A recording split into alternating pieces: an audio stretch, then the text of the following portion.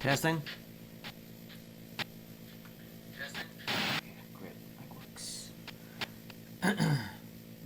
Picture is not yet strange. Let's see.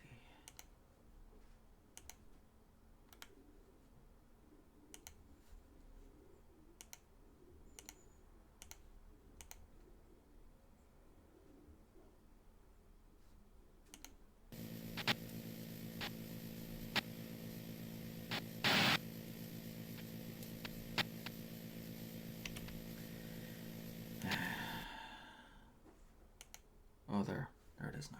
Great.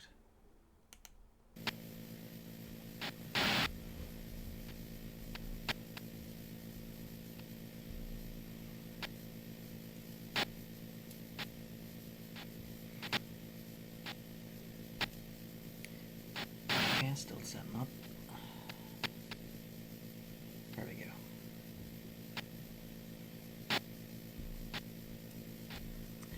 Okay, so today is Monday, the 6th of January 2024. Time is 13:20. Okay. So, it seems there's a lot of grinding in this game. Which is different than the other games. But, yeah, I like the story in it. It's really good.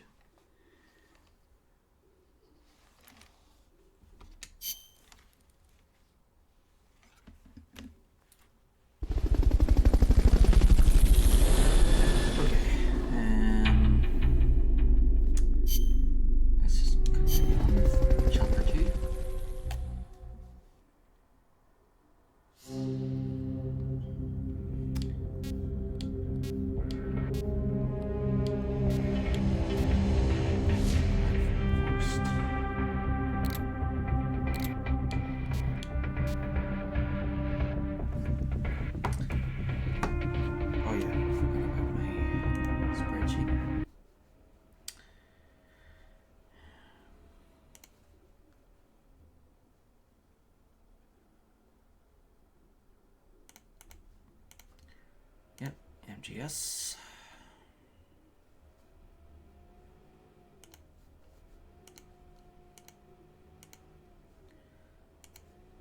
Okay, so this is mission number 11 of 33. Okay, let's go.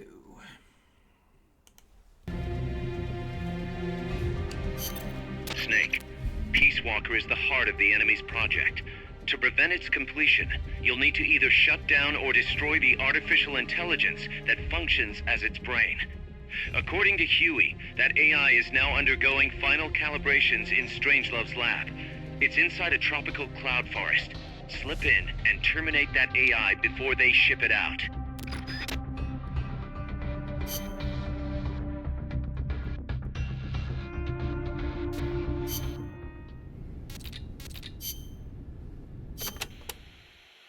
We've also confirmed that some of the enemies specialize in ambushes. Amanda's crew calls them scouts. They'll blend themselves in with the terrain and the vegetation. Then, when they see you, they'll swoop in. They fight pretty much like commandos, and will use clearing techniques to flush you out. In addition to wielding normal weapons, the scouts also carry wires. Sounds like these guys know their CQC. Could be. We've been getting reports of CQC attacks being blocked by wires. Stay alert.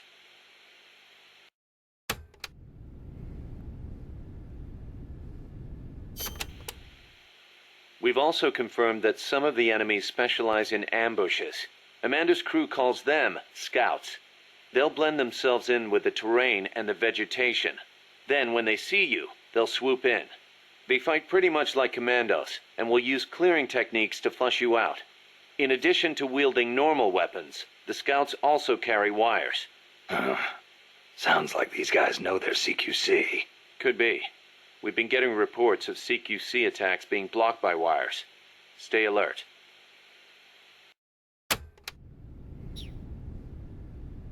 Well, those enemies sound like they'll be annoying because I like to use CQC.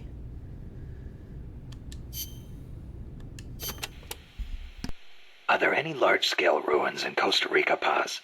There is a place east of Cartago called Guajabu. They have ruins there, but they're not especially big. Not the place I'm thinking of. Any others? Well, if you go a little way across the border into Nicaragua, there is a place called La Fortaleza de la Inmaculada Concepción. That is the only famous one. Then what were those ruins I saw from up on Irasu? There are a lot of things we still do not know about Costa Rica's ancient civilizations. There are giant stone spheres throughout the country. What they were used for is still a mystery.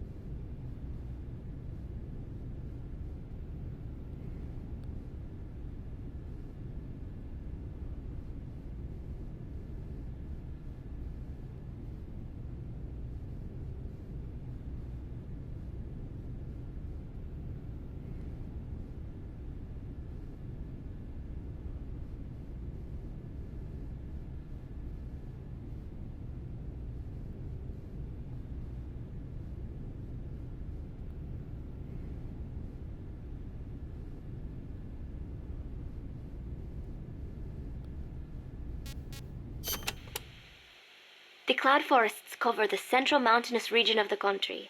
They are perpetually shrouded in fog. You get wet just standing there. It is as if the entire forest is inside a cloud. Must make for poor visibility. It does, but beauty too. It is like being lost in some mystical green labyrinth. I'd rather not get lost, if that's okay. The forests are also home to lots of rare animals, especially bright-colored frogs. They like the humidity.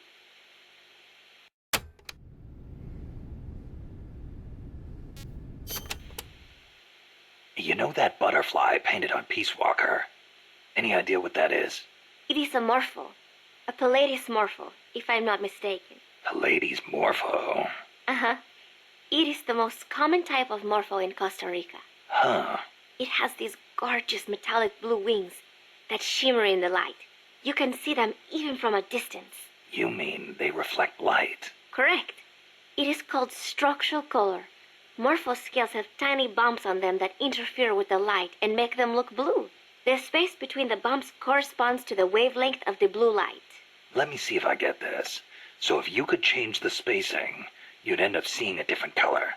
That is the principle. I heard somewhere it is being researched as a way to color cloth without dye. Think of the camouflage you could make with that. Is that all you can think of? Hey, it's important. What I don't get is why they'd put a butterfly on Peace Walker. Maybe because it looks pretty. I hope that's all it is.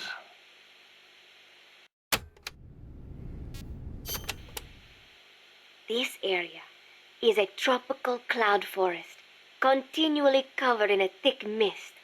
It is quite a mystical place. Selva de la Leche. Forest of milk. I can barely see in front of me. There you go again. The forest is basically sitting in a cloud, so of course it's going to be hard to see. But you know, the cloud forest is the only place many exotic creatures can live. Well, if they're not edible, I'm not interested. Snake, I'll have you know people travel from all around the world to witness Costa Rica's unique fauna.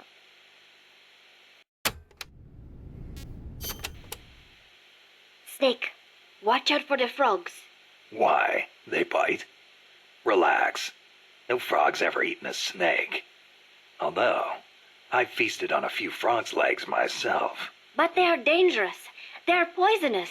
Poisonous? Poison dart frogs live up to their name, I assure you. Their poison is so strong. The Indígena use them to make poison-tipped arrows. Some secrete poison through their skin. Even touching them can be dangerous. So don't go petting them or anything. So I can't eat one? I am warning you.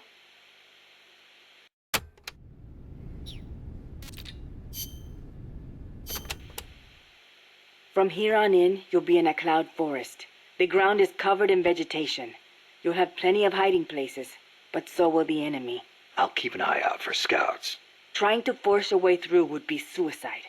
Know the enemy's location before making any moves. Too bad you don't have some sort of radar. I could try night vision. Once you know where an enemy is, decide how you want to handle him. You could get into his blind spots. Or drop him from a distance before he even has a clue someone's around. An eye for an eye, all right?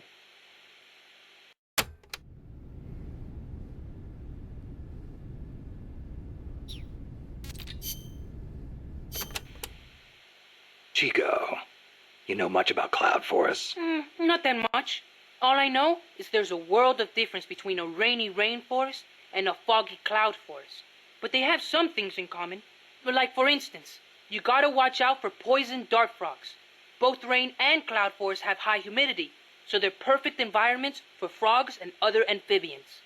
I mean, it's not like just touching a strawberry poison dart frog or a dying dart frog is going to kill you, but don't eat them, no matter how hungry you get.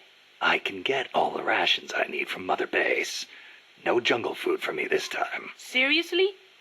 You're not disappointed you don't get to eat wild animals? What do you think I am? Just kidding. In Colombia, though, there's a frog, the golden dart frog, that's lethal to the touch. How do you know all this? Come on. Don't you think poisonous animals are cool? Not if you get poisoned by one. Well, obviously. One more thing. When you get to the forest, be on the lookout for Bigfoot. I think I'll be okay there.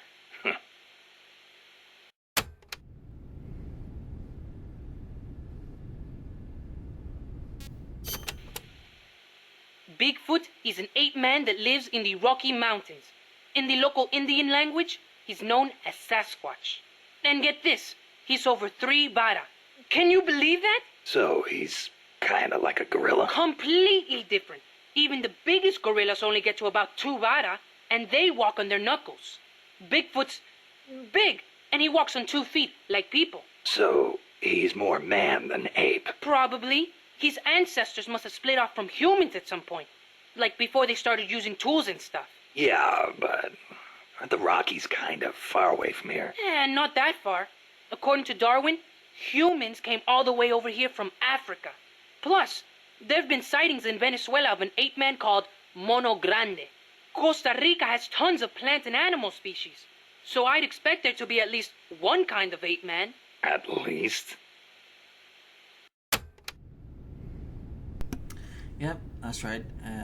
All of the native and indigenous people of the Americas originate from Eastern Africa, and they crossed from Russia to Alaska, bringing with them horses around 10,000 years ago.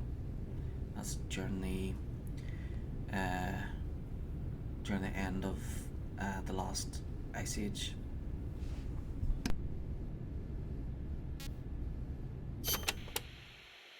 Gotta admit, I've never heard of Mono Grande. Yeah, he's not as famous as Bigfoot. He's similar, but he lives in Venezuela. He's not that big, less than 2 vara, but he's way more ferocious than Bigfoot. Huh. I wonder just how mean he is. Like when he catches his prey, does he punch it to death? That's the law of the wild. You catch your prey, you kill it, and you eat it. Yeah, but punching is way more ferocious than biting. Well, maybe it seems that way because that's what humans do. You really love UMAs, don't you, Chico? Do you know what I think? I think your maze should be dangerous. Otherwise, where's the fun in hunting them?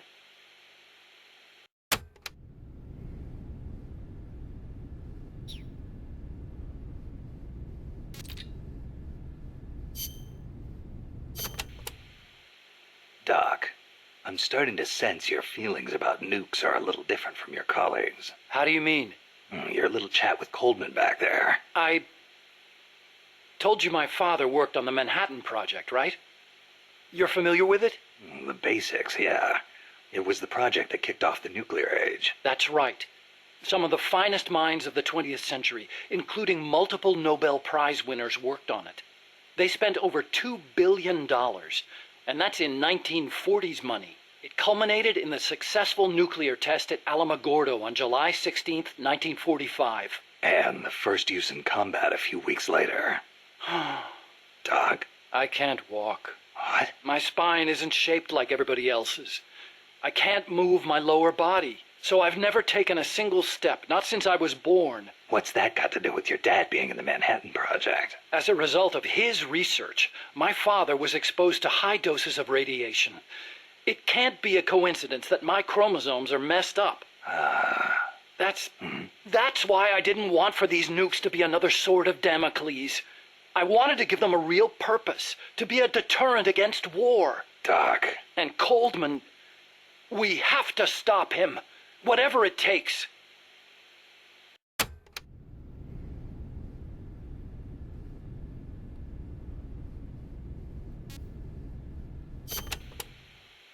August 6th, 1945, Hiroshima. August 9, Nagasaki. The atom bomb attacks on Japan. My father was married to his work. I don't have a single memory of going places or doing stuff with him on weekends. But even as a kid, I knew on some level that it was for his family. I respected him. My mother used to tell me all the time, "Your father is a brilliant scientist. He saved countless American boys from death. You should be proud of him." Yeah. You could say the war ended because of those bombs. When I was in the 5th grade, a Japanese student transferred to our class. She showed me photos of Hiroshima after the bomb. I couldn't believe my eyes. A city of over 350,000 people reduced to a scorch mark on the ground by a single atomic bomb. Houses blown off their foundations, burned to ashes. The only things left standing were the skeletons of steel-framed buildings. And it wasn't just the buildings. Blackened corpses on the side of the road. Survivors covered head to toe in severe burns. Within a few months, over 70,000 had died in Nagasaki, twice that in Hiroshima. For years after that, I couldn't talk to my father. Couldn't even stand to look at his face. I know how you feel, Doc. But your father's your father. If he hadn't worked on that project, my body wouldn't be like this. I could be researching something else. I could have lived a normal life.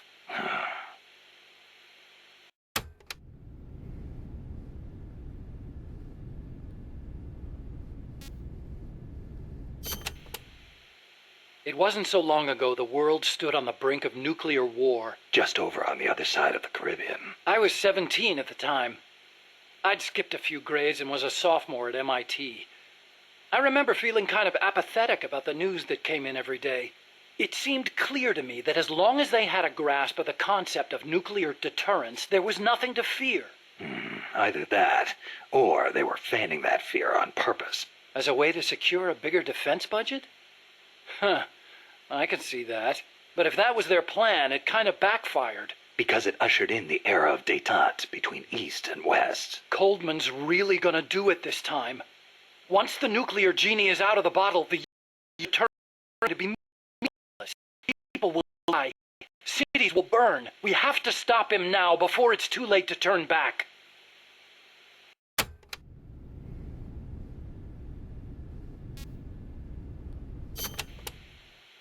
So you've been doing nuclear research your whole life? No, not really. At first I wanted to be an aerospace engineer. For me, the Sputnik launch was a good shock, not a bad one. I thought the age when science was used for war was over, and that a glorious age of space exploration was dawning. The year I skipped ahead and got into MIT, Gagarin went into orbit, which made me more excited than ever.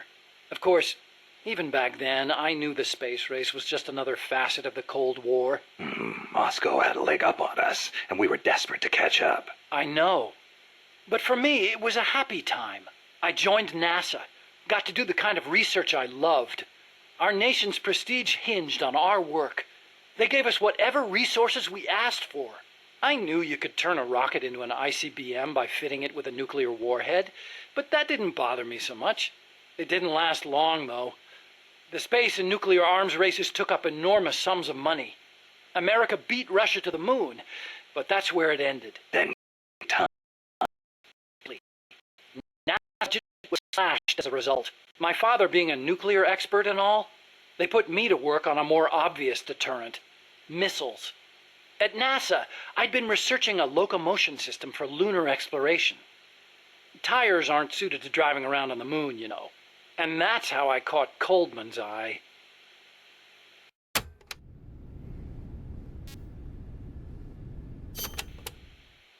The aim of the Peace Walker project is to achieve robust nuclear deterrence across Central America by deploying a new nuclear weapon system along the Caribbean coast. Peace Walker is also the name of the system itself. A nuclear weapon named Peace. I can just see the look on Kaz's face. So why exactly does this new system need legs in the first place? Because it's a walker, an unmanned weapon moving under its own power and capable of launching a deterrent strike from anywhere. That's the whole idea behind Peace Walker.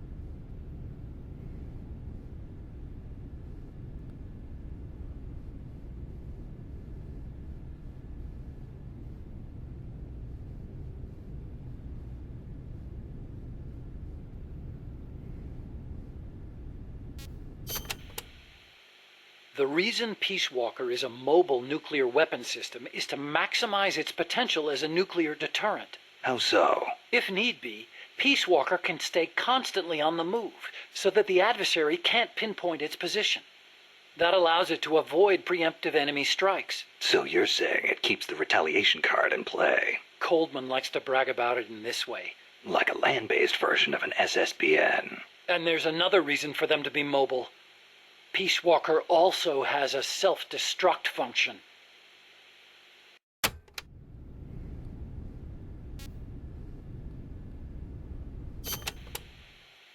Why would Peace Walker need a self-destruct function? You saw it, didn't you, Snake? That sphere on Peace Walker's head? Yeah? That's a hydrogen bomb. What? You're telling me that thing's a thermonuclear device? Do they have any idea what kind of destruction that thing would cause? I know, it's crazy. I mean, even overkill has its limits. If it's strategic value they want, they could have gone with something smaller. It's like they want a weapon on par with Russia's Tsar Bomba. This arms race is running way out of control. It's an evolutionary dead end. A saber-toothed tiger. You can't load a warhead that big on a missile, of course. And no strategic bomber could carry it. That's where Peace Walker comes in. So, it waltzes into enemy territory carrying a hydrogen bomb and blows itself up. Christ.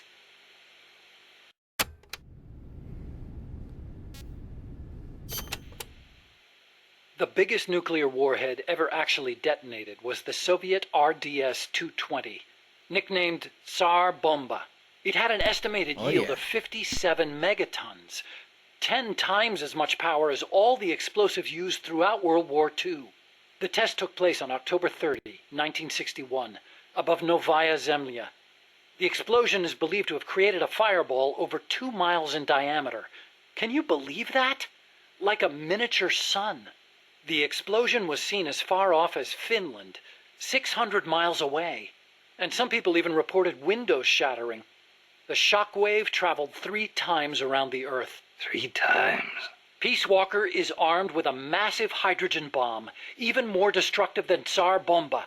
It can sneak into enemy territory, lie low, and in the event of an enemy nuclear strike, detonate itself in retaliation. And the locomotion system that lets it do that? My research.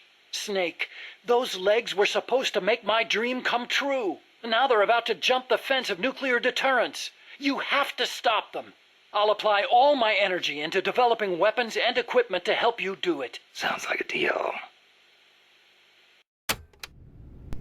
A train on the moon or even on Mars sounds great. They should definitely put that into a video game or something.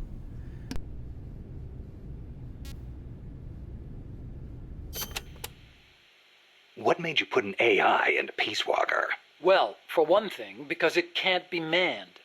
Peace Walker's designed to enter enemy territory and blow itself up, if necessary.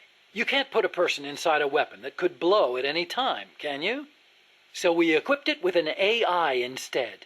That's strangely humane of you. And besides, Peace Walker was designed as a bipedal weapon system. You can't imagine how hard it shakes when it walks. It'd turn a man into mush. Plus, when launching a nuclear missile, it has to perform ballistic calculations in real time. See? Because it's always moving. Hold on. If that's all it does, then a high-performance computer ought to do the job. It doesn't need intelligence. That's a very good point, Snake. Which brings me to the real reason. Peace Walker needs AI to make decisions regarding nuclear retaliation. It's what ensures perfectly mutual assured destruction. I've heard all this before. You want a war between machines? We'd never actually launched the first nuke, of course. It's strictly a counterattack system. Only a politician could make such an illogical decision as starting a nuclear war. Conversely, if an adversary launches a nuke at us, the AI will not fail to retaliate. Therefore, the adversary can't launch. The AI guarantees it. Even so, launching nukes without authorization? Boomer captains have the authority to launch if land communications are cut off. It's the same principle. Not even the captain of a boomer can make that decision alone. The way I heard it, that's the only situation where insubordination is allowed. Only because humans are imperfect. That's Coldman's line of thinking. You're saying that machines don't make mistakes? That's a myth. Worse than that, it's blind faith. We wouldn't put our fate, into the hands of any ordinary machine. That's what the AI is for. The decision to launch a retaliatory strike requires high-level judgment. You have to take into account not only the state of the war, but the entire world. And sometimes, you need to make a guess based on incomplete information. Huh. You think an AI can do all that? Yeah. At least Dr. Strangelove does.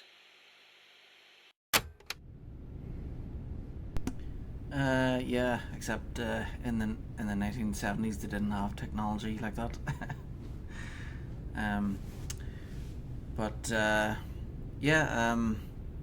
The good thing with computers is they do what you tell them to, as in you, as in people, and the bad thing with computers is they do what you tell them to. So basically, the only problem with telling computers what to do is the people telling them what to do.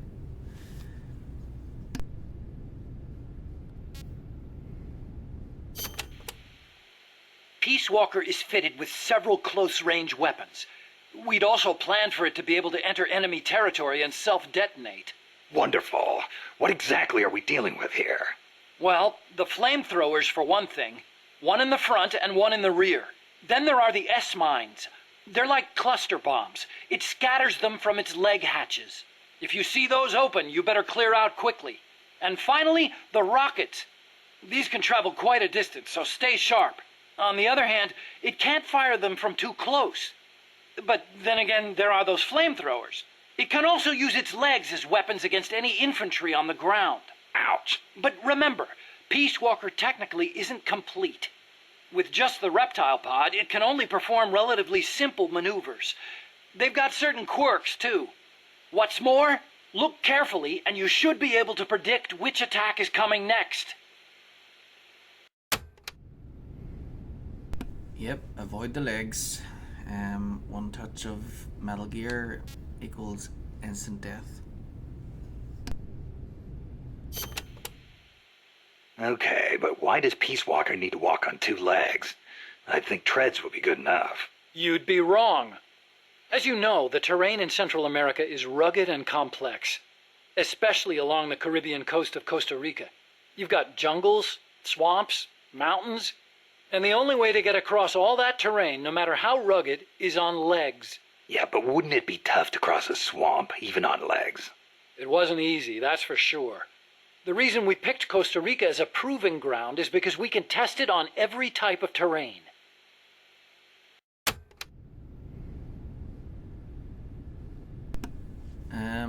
If it was me, I'd have the robot's legs designed kind of like a frog's legs, because then it could like jump over terrain as well, and yeah, it would be much better for the robot to get around as well.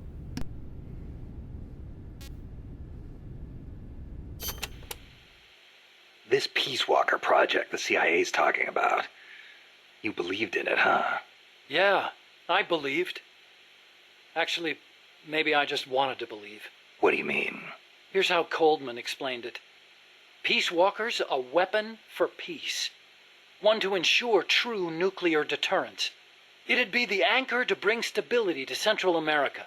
He told me, the nuclear weapon system you've built will never be used.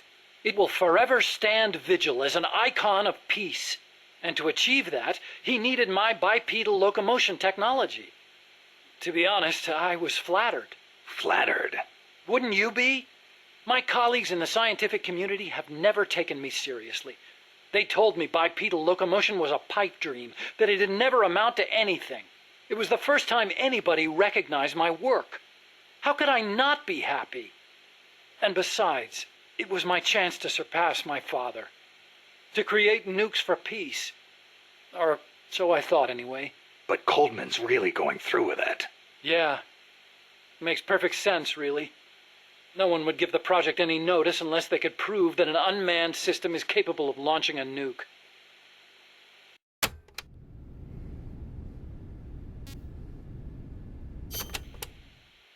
Why is Coldman gonna launch a nuke? If all he wants to do is prove the AI retaliation system works, he doesn't need to put a live warhead on it. I agree. He could demonstrate the system by launching the missile alone, without a warhead. I asked him the same thing at first. He said there was no point in using a dummy missile.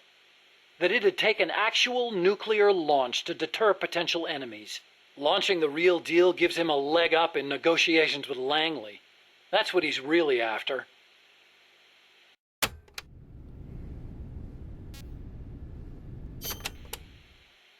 I based the bipedal locomotion technology used in Peace Walker on Soviet research. Actually, I'll be honest with you. I stole most of the basic ideas behind it. Soviet? Bipedal? You mean Granin? You know him? Yeah. I met him at his lab in Russia. He helped me out a little bit. You met him? What were you... He was head of the Granin Design Bureau, creator of countless Soviet weapons. I'd hit a wall in my research at the time. Granin's ideas solved nearly all my problems. There's nothing unusual about using somebody else's work to further your own research, is there? As long as you cite it, yeah. But I wasn't in a position to do that. His research was classified at the highest level. Soviet research, no less. So, you used it without telling anybody? I wanted to show up my colleagues for once. The ones who never took me seriously. But you reap what you sow. Coldman seized on that vulnerability. Told me if I quit the project, he'd expose my larceny. He had you by the balls, Doc.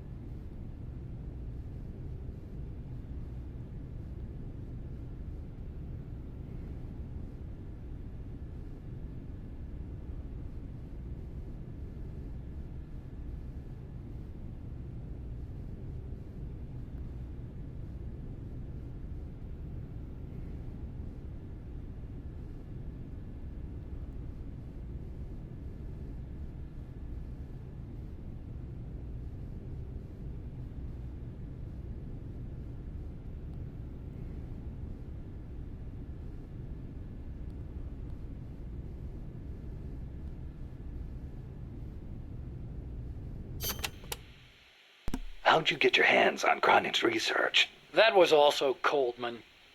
He used his agency contacts to get a hold of it.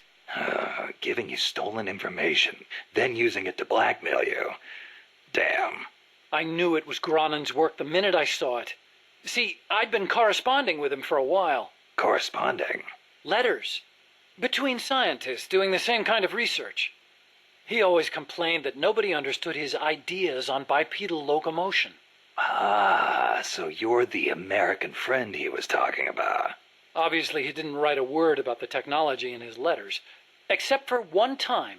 If by chance anything should happen to me, I entrust my research to you. Better that than handing it over to these ignorant so-called scientists. Sounds like him, all right. Then one day, his papers actually came. It wasn't hard for me to imagine what had happened to him. I felt it was my duty to carry on his work after him. And also... What? I thought maybe combining his technology with mine could be a way to bring East and West together, like the docking of Apollo and Soyuz. It'll never make the history books, and it's still not a reason to plagiarize. You're right. You're absolutely right. I never had the courage to tell the truth, that's all. I always looked for excuses to cover it up. Until now. Huh? You told me everything. You're no longer a coward.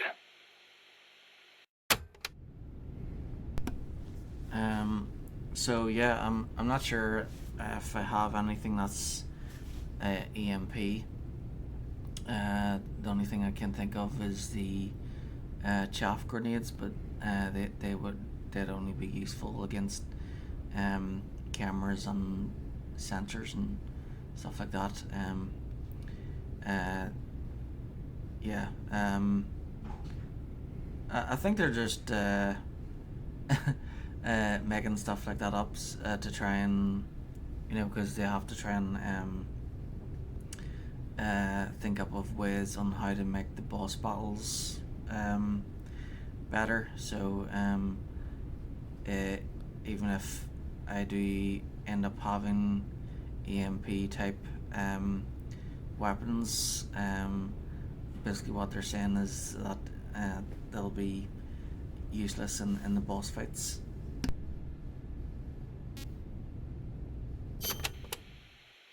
Metal Gear. Huh? What about it? You mumbled that when I first explained about Peace Walker.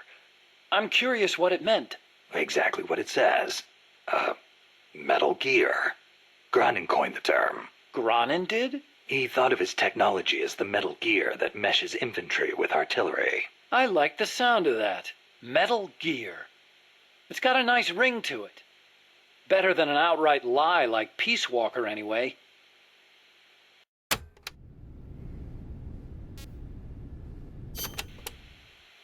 Those papers the CIA gave you, was there any data on the Shagohod in there? Shagohod? A nuclear tank that launches IRBMs. It competed against Granin's system for approval. Oh, the thing with the rockets. Designed by a guy named Sokolov, right? What's so funny? No, I was just remembering some of the commentary Granin added to the Shagohod papers. You should have seen the way he badmouthed it. It was too conservative, too ugly. I can imagine. He was so angry when he wrote that, he smeared up the ink. And you know how shoddy the paper is over there to begin with. I'll bet. That's Granin, all right. Imagine accelerating the launcher itself to 300 miles an hour to extend the range of an IRBM. As stupid as it sounds, it's a hell of a concept. Who but the Soviets would think of using a tank as the first stage of a rocket? I actually took a cue from the Shagohod when I developed the Pupa. That hovercraft thing?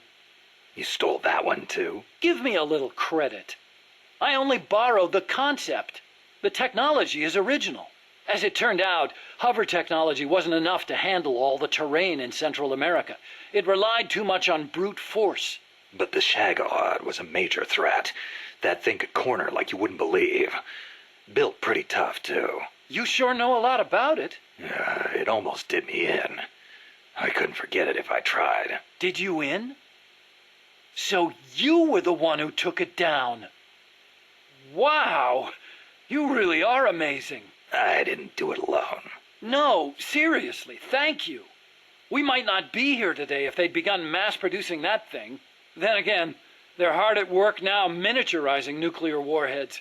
Pretty soon they won't even need an accelerated launcher like the Shagohod. Great.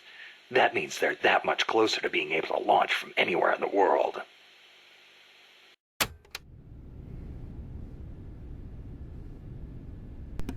Yeah, Poo-Poo looked a lot similar to Shagohod.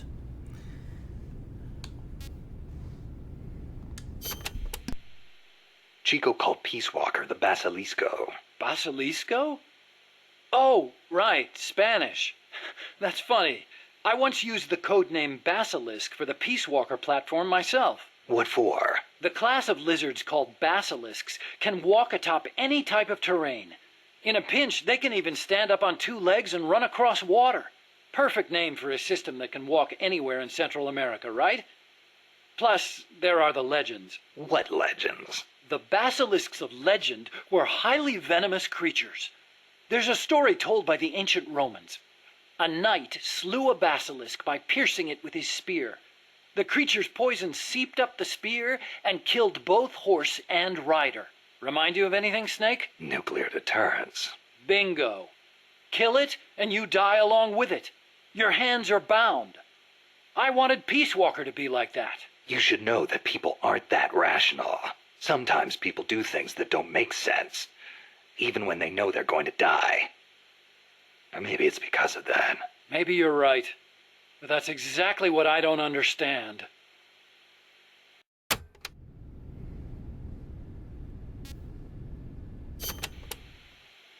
So this Dr. Strangelove was at NASA? Yeah. Well, actually, Strangelove left for DARPA not long after I joined. And then the two of you ended up back together doing research in Costa Rica. Not exactly together. We coordinated on a few things, but the research projects themselves were separate from each other. We had it worked out so that Dr. Strangelove handled the mammal pod, Peace Walker's cerebrum, while I did the rest. That letter, something to do with your research? Huh? No, it's yeah, it's a report. Research findings. Research findings? Anything in there we could use against Peace Walker? Nothing. Nothing at all. Just don't read it, okay? Promise me you won't?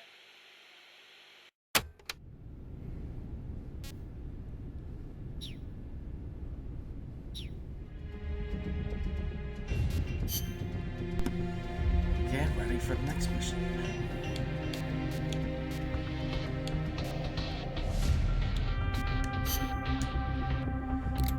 Alright.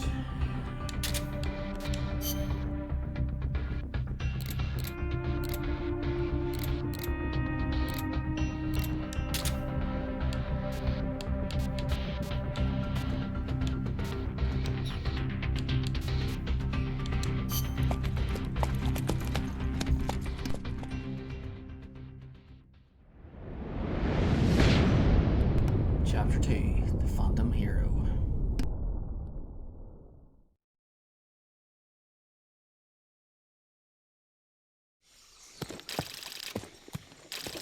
Snake, how's the mule treating you? At this pace, I should be there by tomorrow morning. You've got to hurry.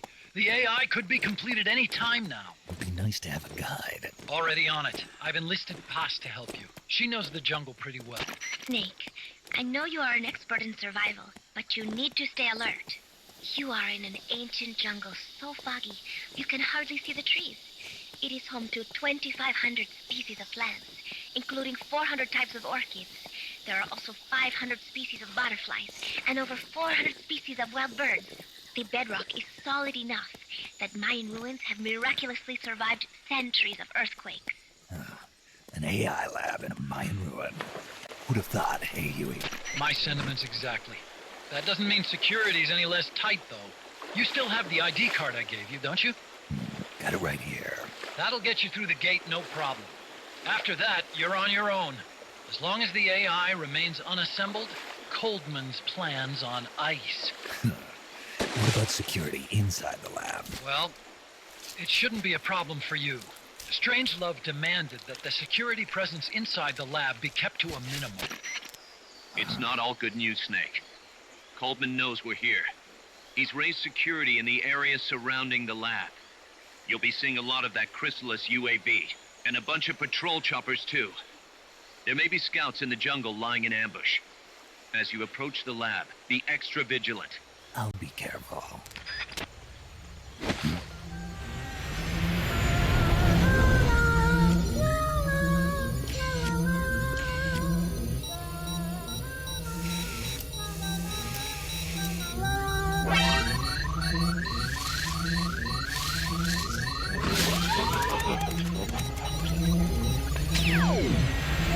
They're looking for you. Stay sharp.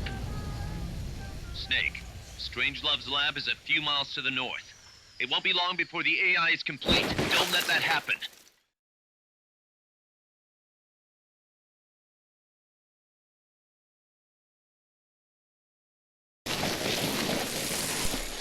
Costa Rica is the most toxic. Careful. If country there's in the enemy world. scouts around here, they'll be nearly impossible to see. So, realistically, it's not a good idea to touch anything in Costa Rica. But, that doesn't mean it's completely bad because if it's the most toxic place on Earth, it also means it's the most valuable when it comes to Watch out. Enemy search may not spot enemies that are actively hidden. like making drugs and medicine and toxins and stuff like that.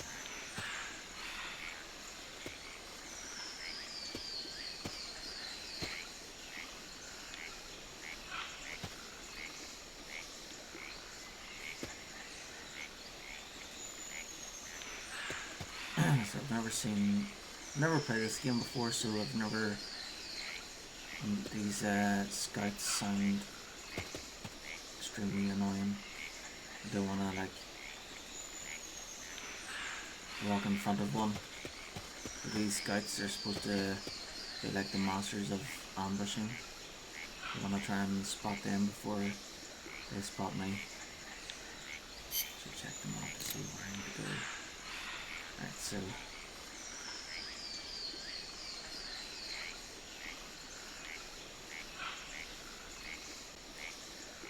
to get up there, but there's two triangle things there.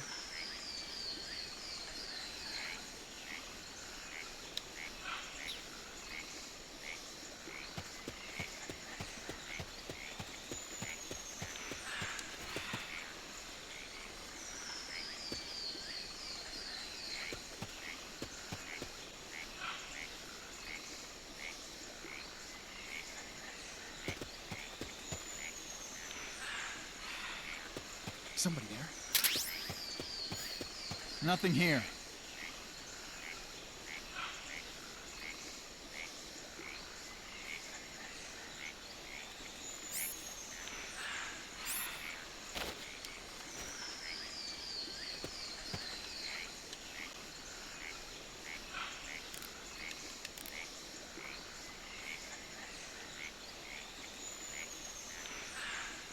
Alright, so they don't have a first person view now.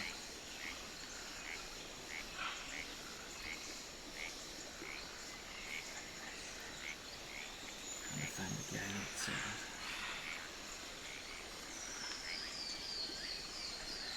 Oh right, saw them there.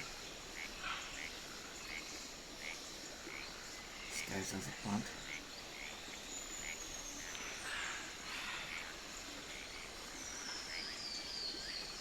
Somebody there?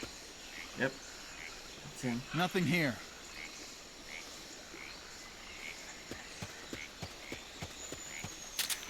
Alright.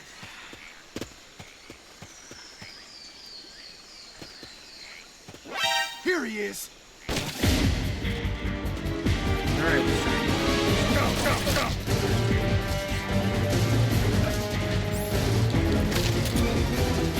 We found the enemy! Send backup! Understood.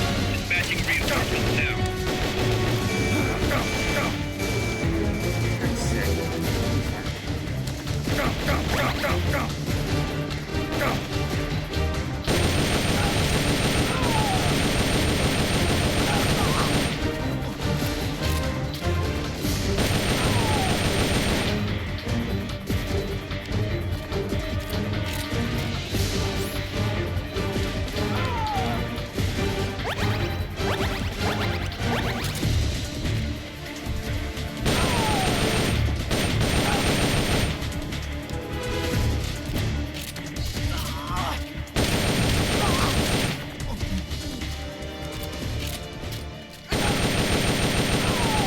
Here he is!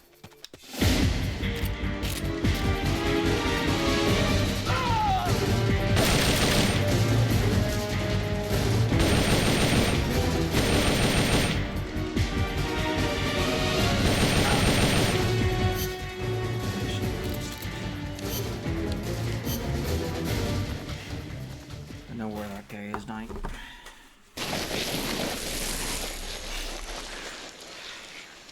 Careful. If there's enemy scouts around here, they'll be nearly impossible to see.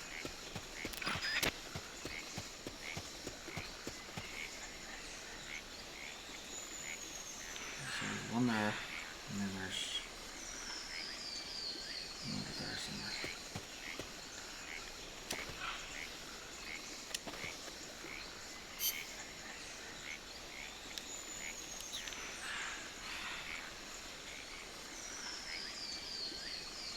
Watch out. Enemy search may not spot enemies that are actively hidden. He saw me as soon as I walked out that way. Be behind that tree there. There he is.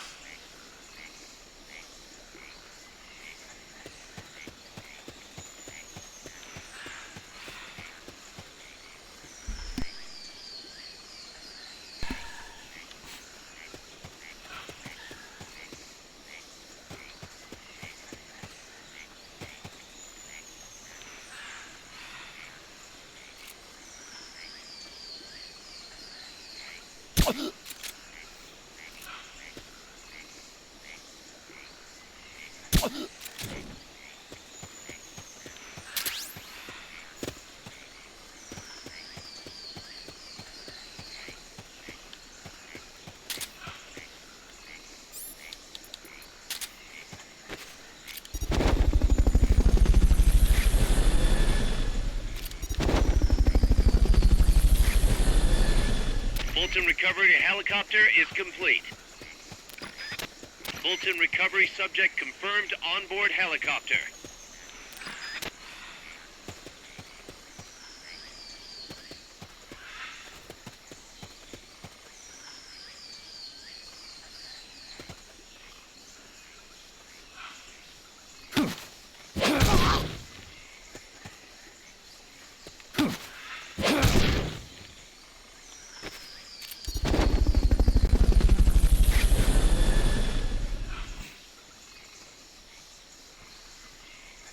Fulton recovery helicopter is complete.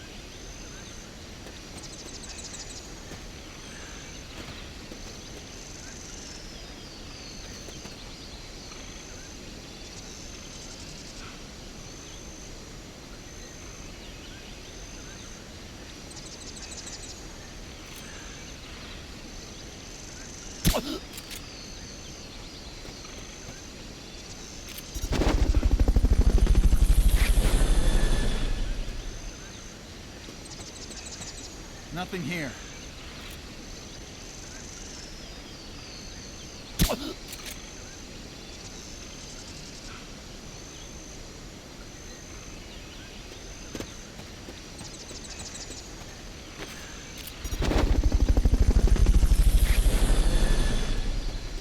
Somebody there. Nothing here.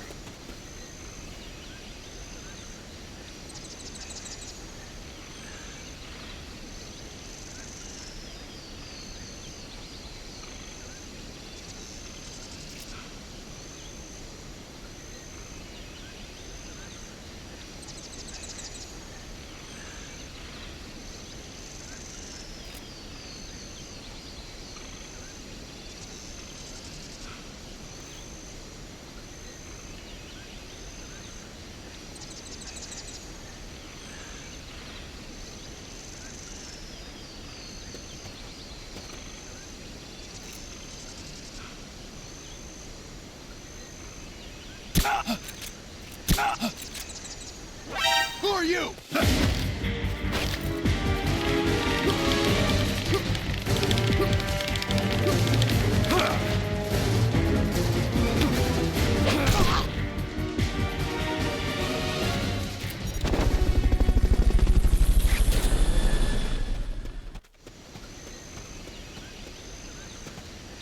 Fulton recovery subject confirmed onboard helicopter.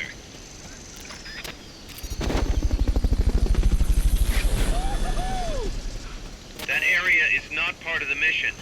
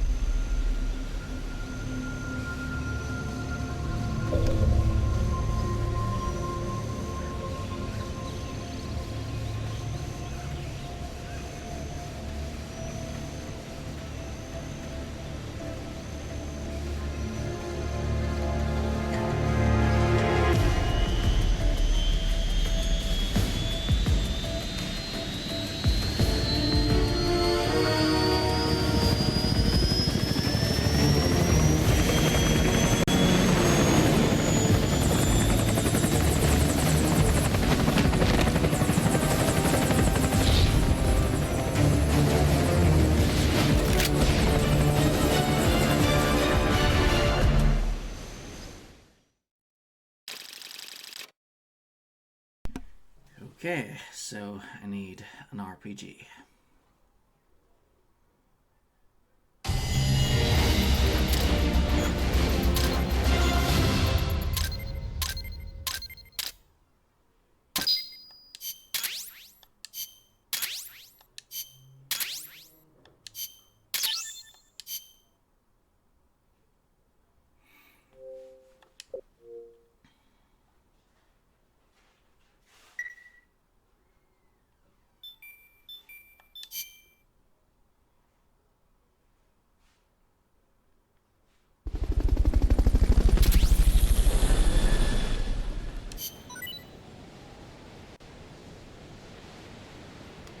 Ballistic shield rank 1.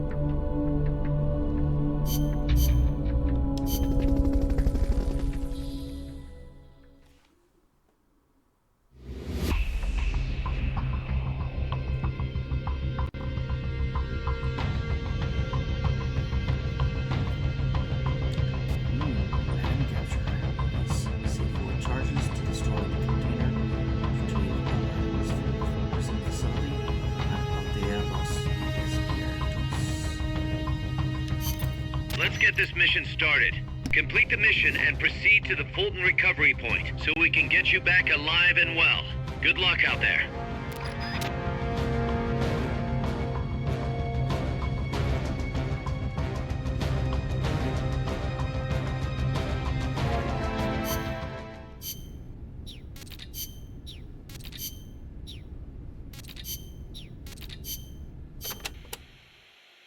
Sabotaging enemy bases is another principle of guerrilla warfare.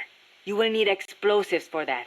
And naturally, once they detonate, the enemy will know you're there. So you need to make sure you have enough time to get to safety before they go off. Best to plan your escape route before you go and plant the explosives.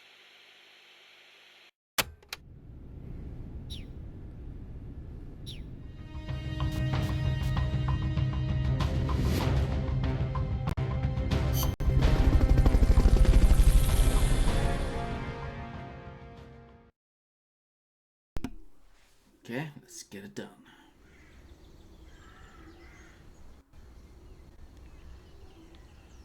Oh, that's piss again.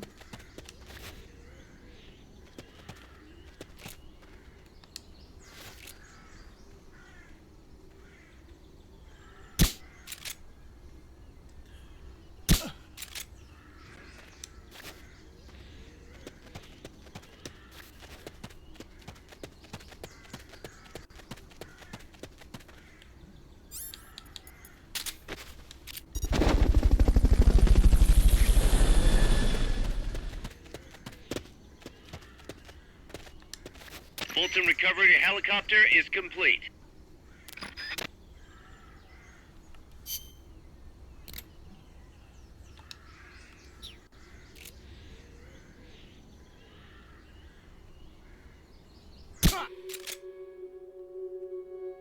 Enemy attack!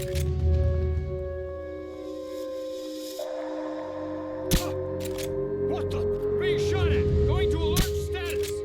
Understood. Dispatching reinforcements. Proceed with extra caution.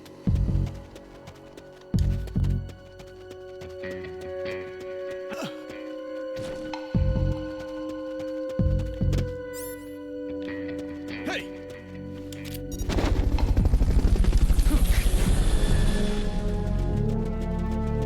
I know I saw some. Hey! Fulton recovery subject confirmed onboard helicopter.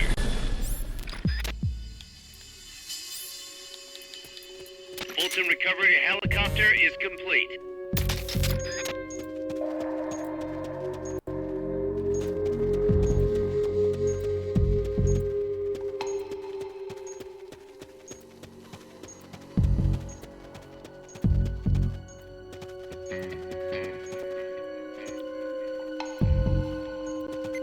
Come in, HQ! This is HQ. This is Patrol! All clear. Understood. Return to base. Nice. Now we've got to recover those supplies. Hurry! We're being shot at. Going to alert status. Understood. Maintain heightened alert.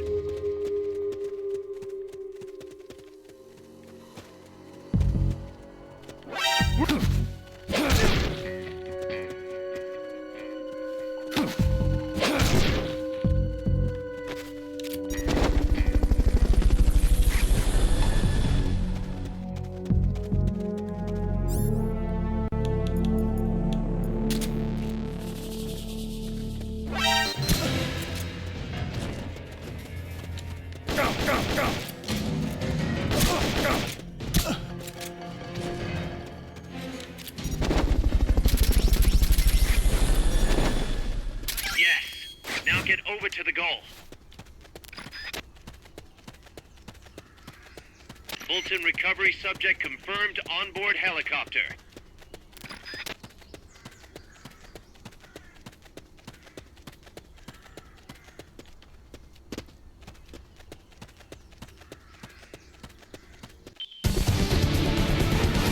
I knew you could do it. Piece of cake, right?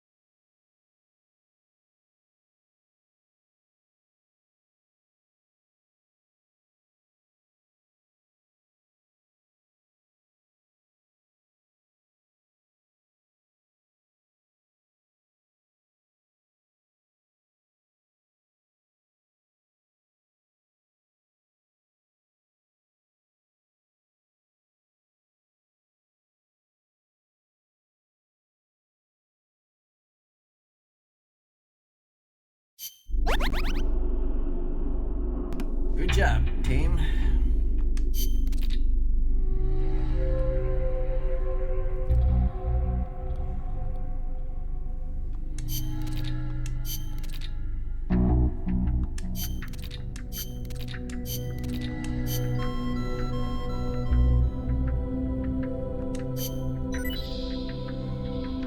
Ooh, curry. Good curry. Curry.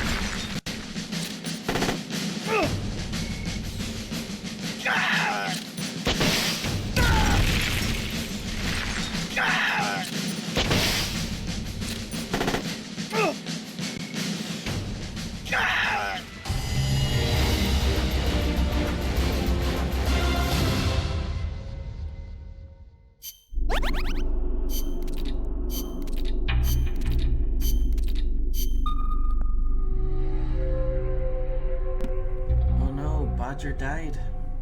It's awful.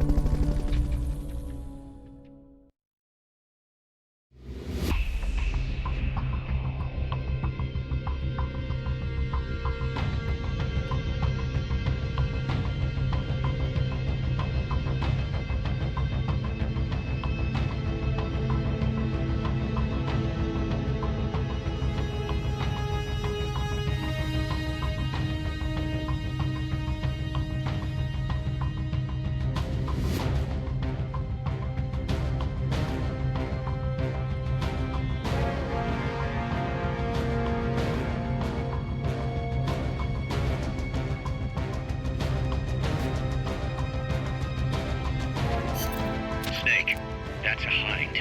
You've got to take it out somehow. Either neutralize the soldiers or bring down the chopper. Good luck.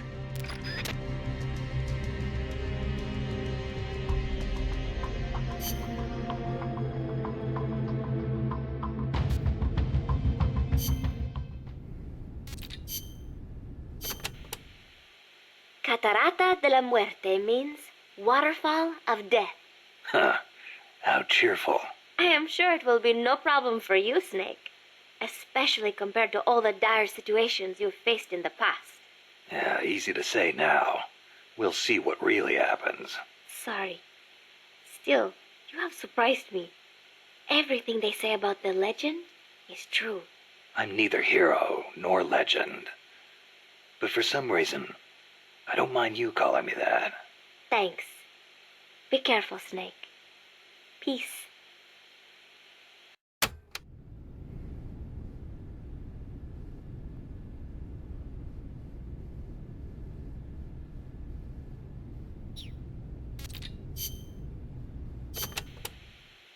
Don't even think about facing a chopper head-on.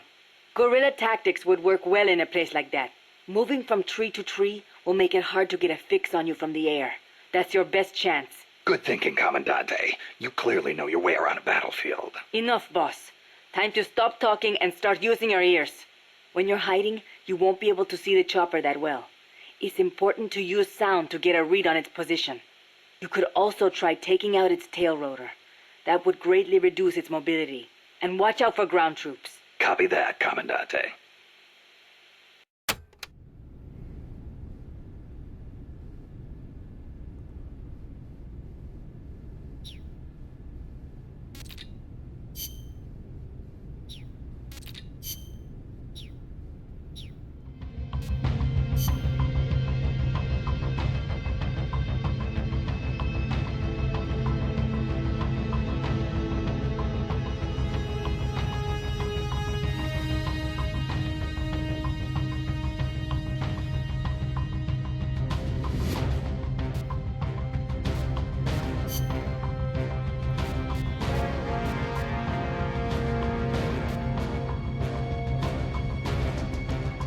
Survival.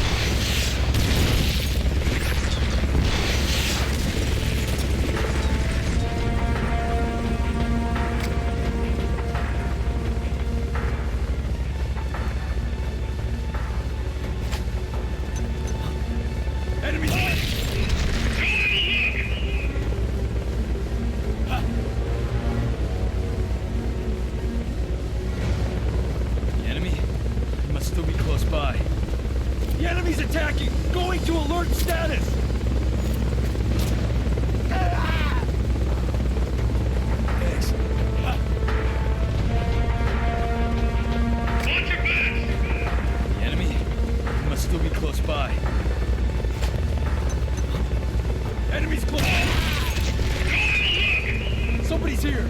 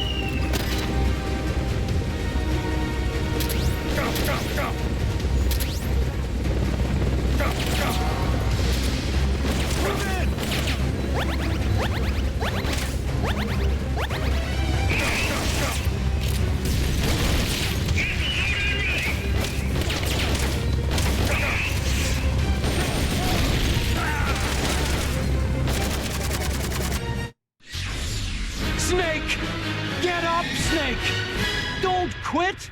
At least deliver the letter!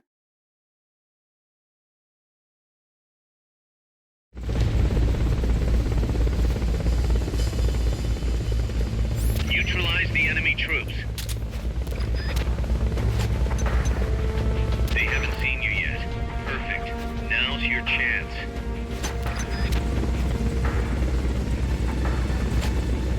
Watch your back!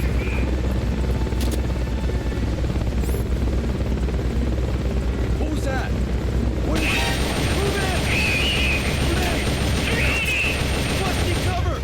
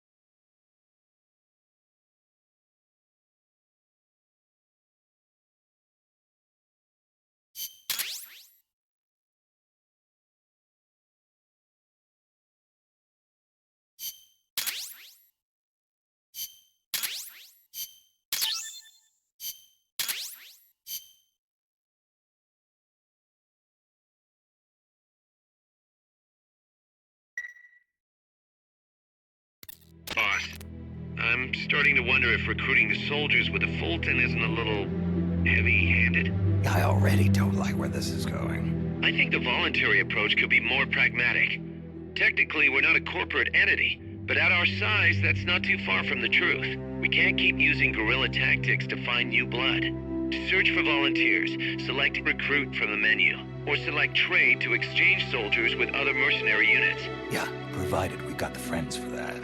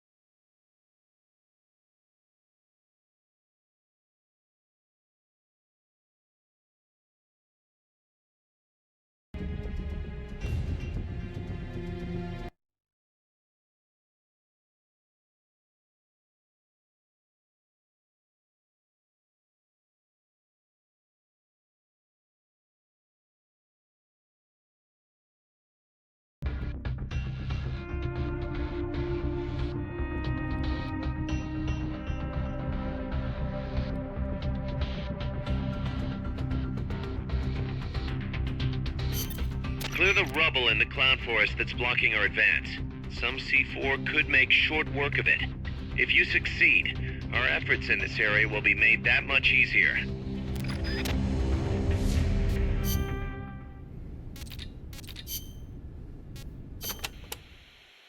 You'll be using C4 for demolition.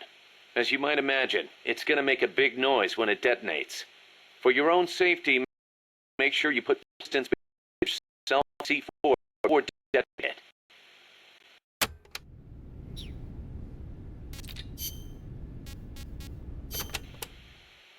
Selva de la Muerte, huh? Forest of Death. I wouldn't want to get lost here. Sure wouldn't. But do not worry. I will be your guide. Happy to hear it. By the way, Snake, you know much about sloths? Just the name. They are amazing.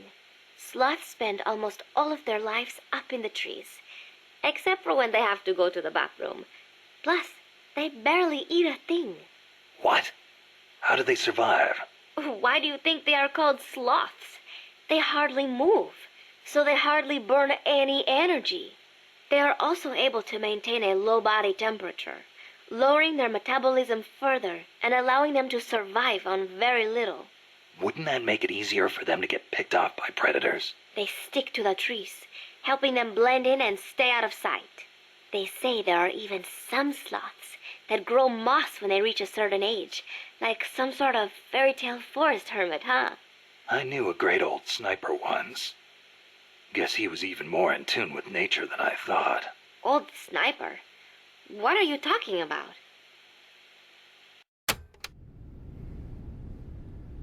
The end.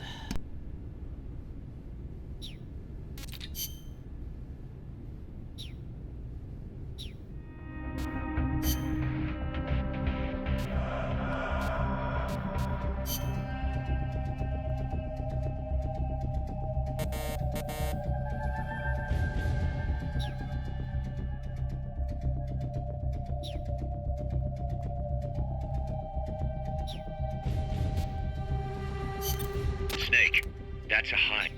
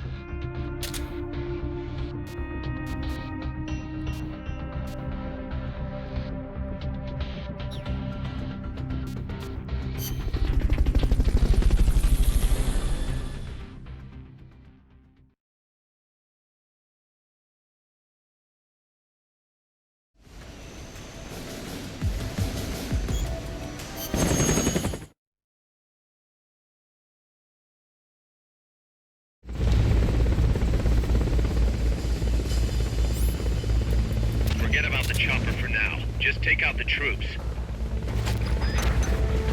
They haven't seen you yet. Perfect. Now's your chance. Watch your back!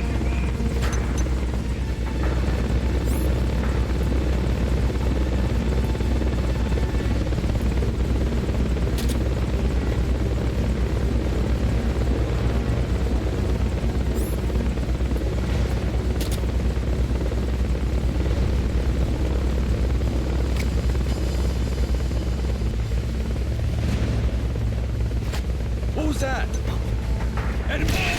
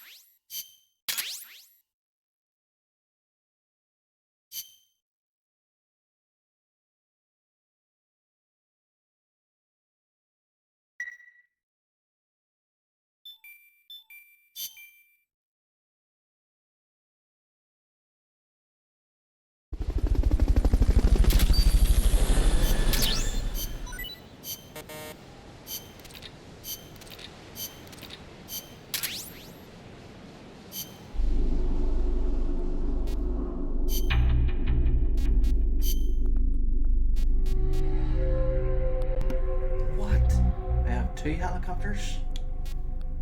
2 for the price of 1. Alright.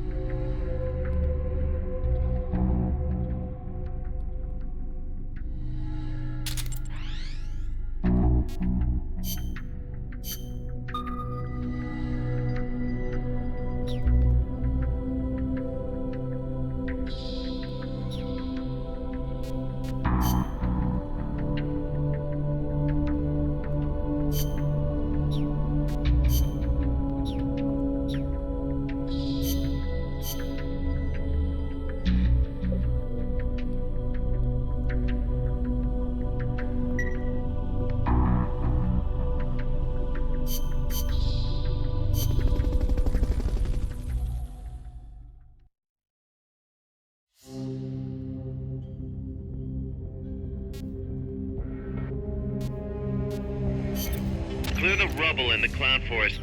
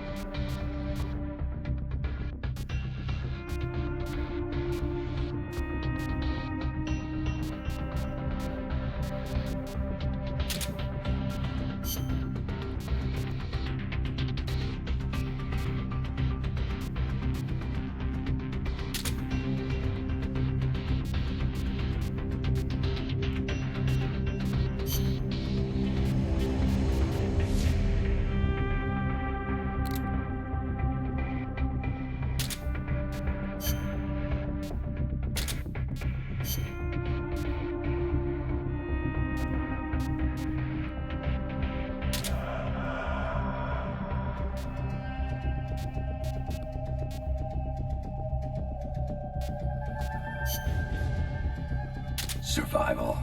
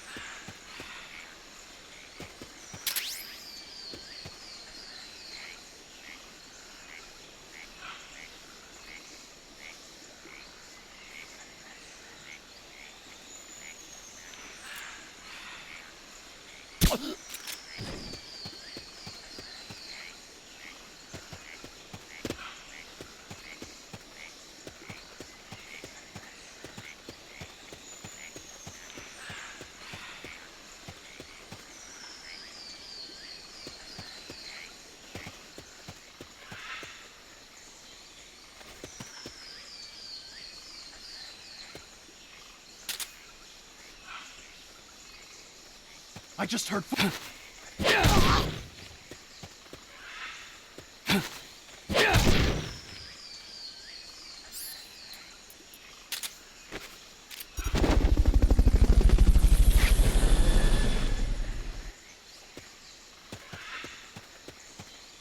Fulton recovery subject confirmed onboard helicopter.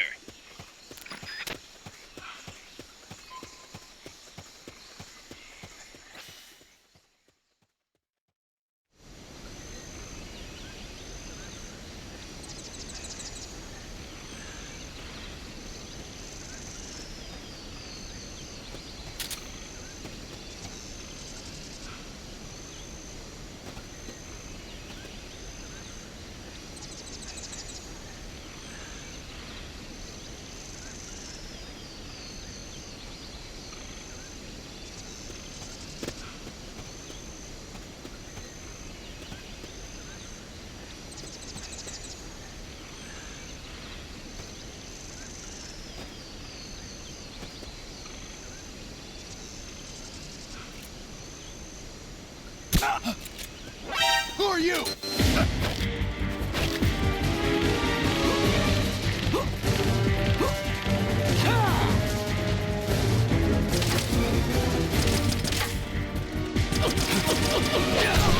Next!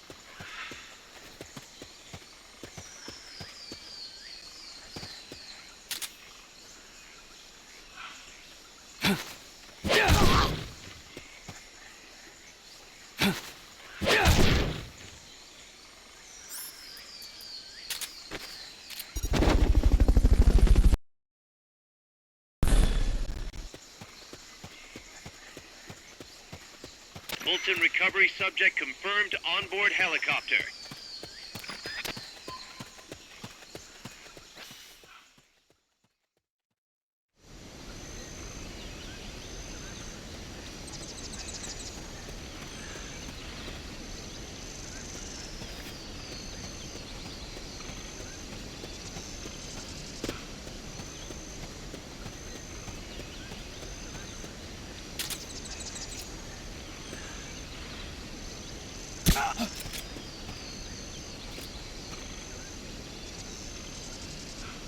Can't be imagining things.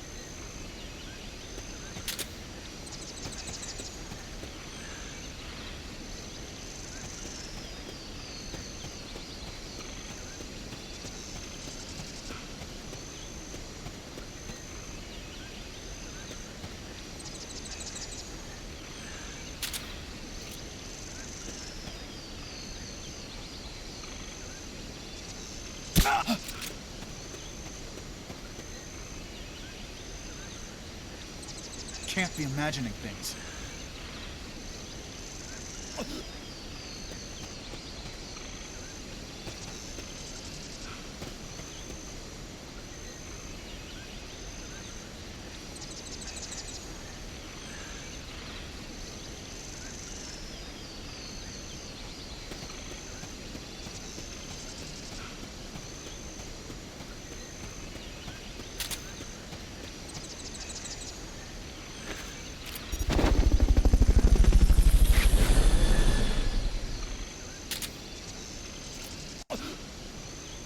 Fulton recovery helicopter is complete.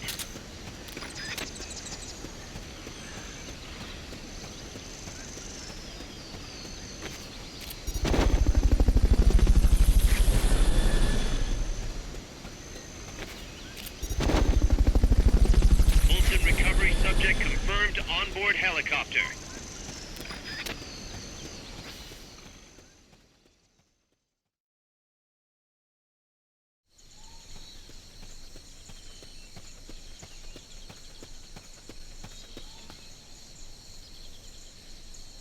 That pile of rubble's in the way, but some C4 should make short work of it.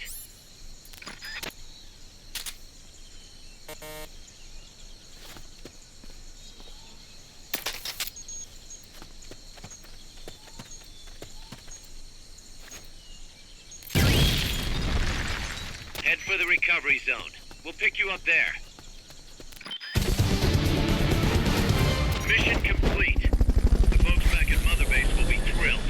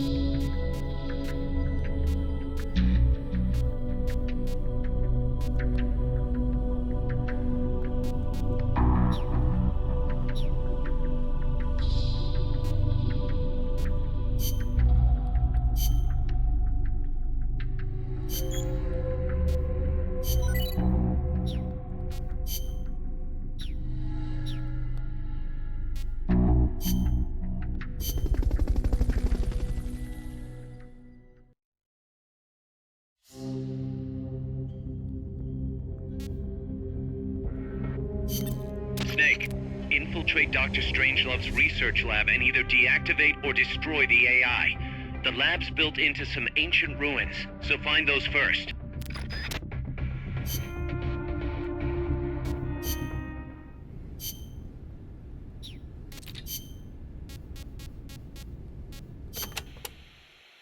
La Ruinas de Xochiquetzal will be around there. They have not been restored at all, so they may well be covered in plants. Xochiquetzal? An Aztec goddess of fertility and beauty. They say she was always accompanied by birds and butterflies. One theory states she was the mother of the god known as Quetzalcoatl. Quetzalcoatl. The Quetzal is said to be an incarnation of Quetzalcoatl, hence its name. I get it. Well, this place definitely matches the atmosphere of a cloud forest. Now, it may have seen better days, but that is still a temple, so be sure to show respect when you're inside. If the mood strikes me. Well, you've got no one to blame but yourself if Xochiquetzal strikes you down.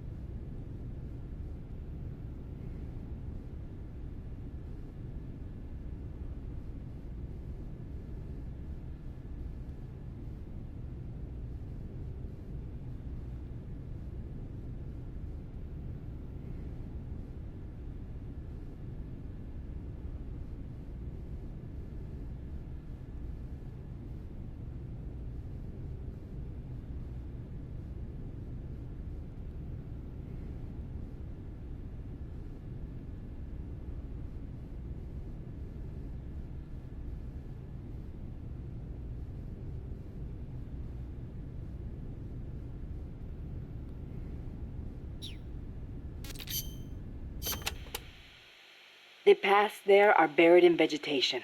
Work with nature to conceal yourself, and you'll be much harder to spot. A ghillie suit would be perfect here. In any case, take caution when advancing. Don't wear anything that stands out. The ruins are a labyrinth, so try and keep your bearings. I could use those walls to stay out of sight. Once a sniper is spotted, he'll move to another location. You shouldn't stick to the same place either. Oh, I know. I learned all about that in the Soviet Union.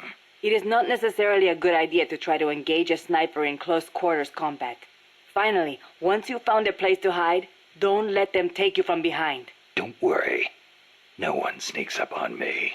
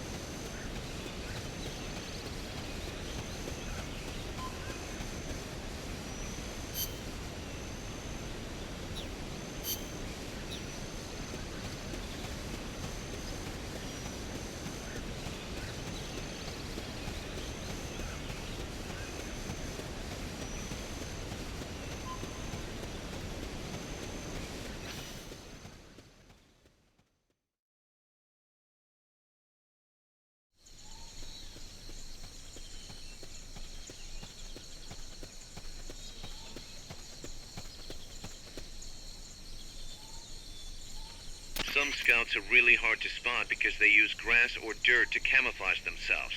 They blend right in with the natural surroundings.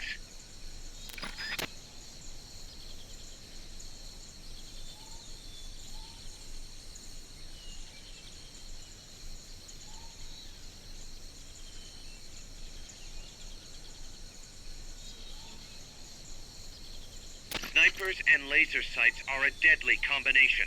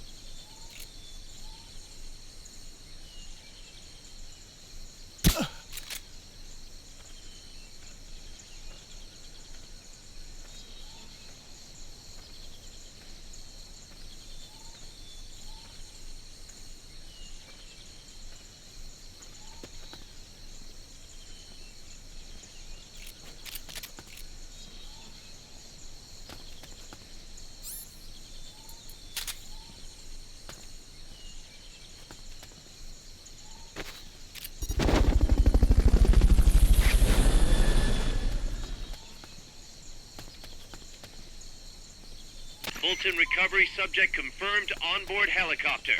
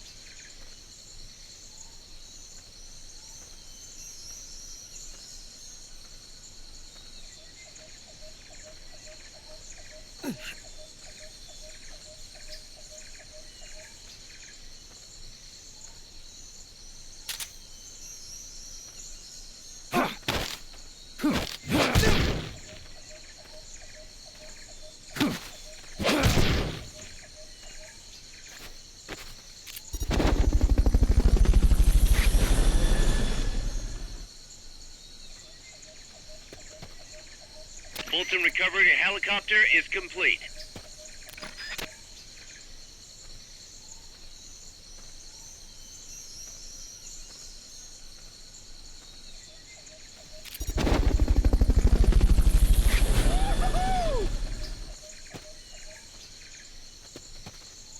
Hamilton recovery subject confirmed onboard helicopter.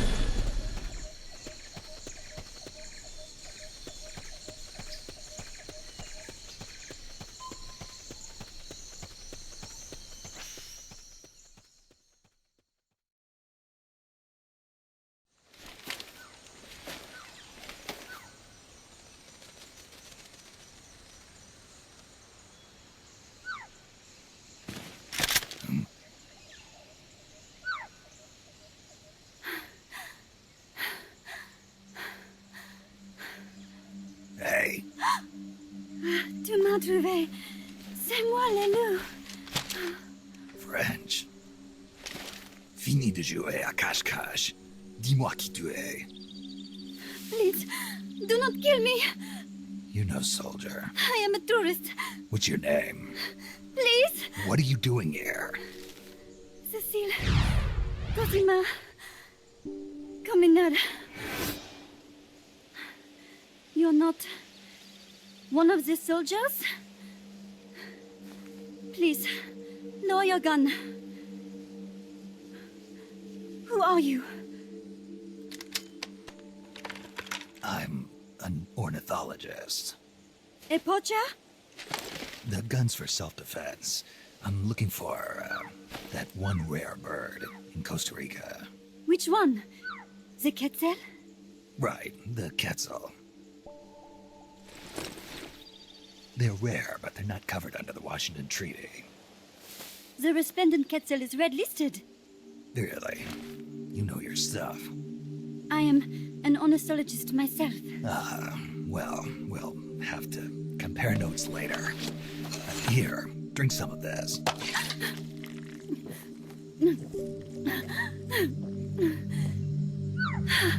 You saved me.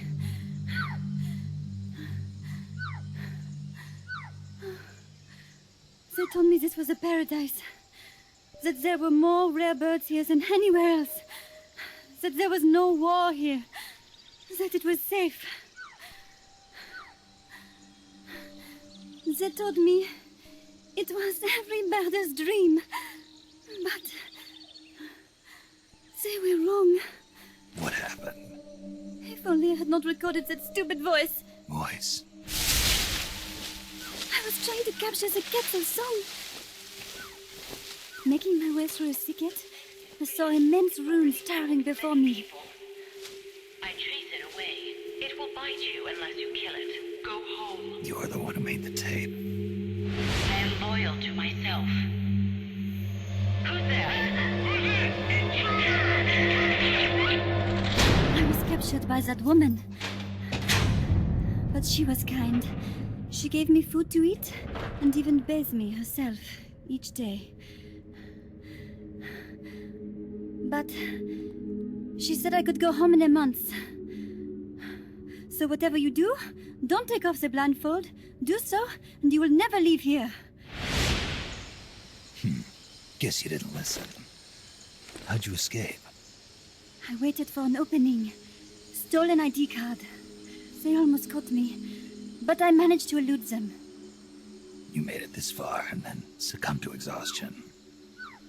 I was barefoot, with no supplies.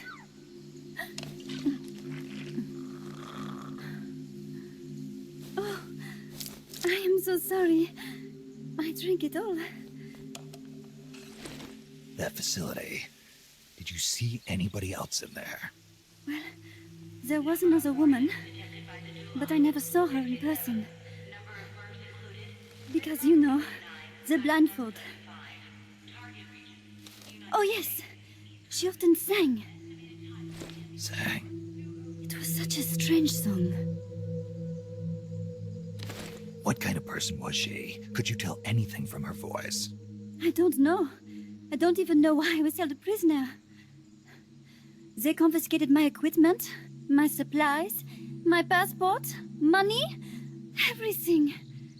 The only thing I was allowed to keep were my undergarments, so that I would not be able to escape. And now, I am without even the means to prove who I am. I will not make it home to Paris like this. In that case, come to our place. Huh? You don't need a passport there. Don't even need a name. If you want to go back to Paris, we'll take you there anytime. What I want is a shower, a change of clothes, and a cigarette. I've got a cigar. It's Cuban. Not French cigarettes? I prefer unfiltered. Fresh out. But come back to my place, and you can have all the French cigarettes you want. It sounds like heaven. Close, but not quite. Outer heaven. It is sounding better all the time. So, you must have gotten a look at the facility when you escaped, right? What's in there? Lots of machinery. A big computer, like you would see in a university. What about the room where you heard the voice? Anybody in there? I don't know. There was a tube. A large tube in the back. When I approached it, I heard a voice. What did it say? Jack. Yes, it simply said Jack over and over. Jack. Listen, you've got to get me out of here. I really need a shower. Wait here. I still got business to take care of. What? You're not thinking of going in there, are you? You can't leave me here. Relax. I'll have some friends pick you up. This is Miller. One for recovery. A civilian. Snake, we don't have room for any more civilians here. Not even for a blonde Parisienne. A what? So she's, pretty foxy? See for yourself. If what she's saying is true, I think we've found Paz's friend. The missing one? I'm thinking that she's the one that made that tape. Have her listen to it when she gets there. So she's safe then. Good news. I'm sure Paz will be glad to hear it. You bet. Snake, the ruins are just up ahead. Head north. On my way. What about me? Stay put. Ever wonder what it's like to be a bird? Huh?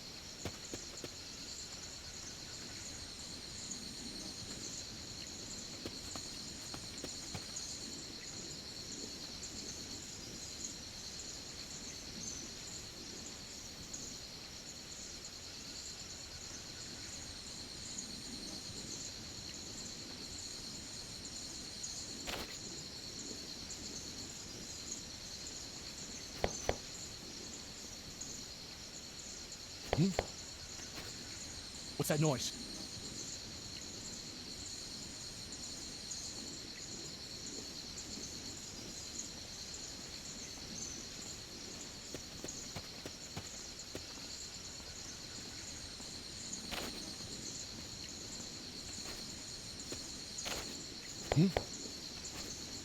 What?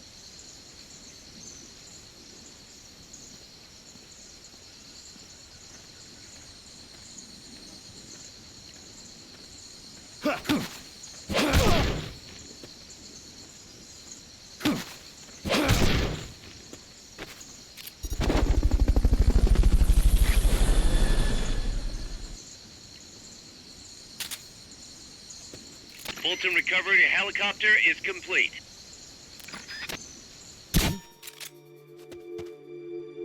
Someone's firing at us! Going to alert status! Understood. Dispatching reinforcements. Proceed with extra caution.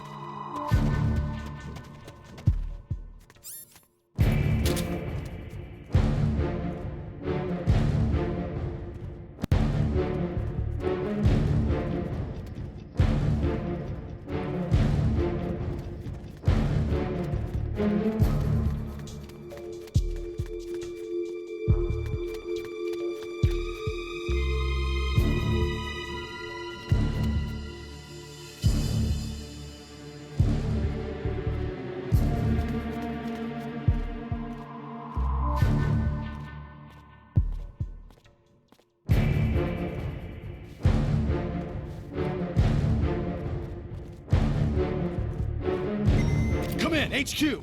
This is HQ. This is Patrol. All clear. Understood. Return to base.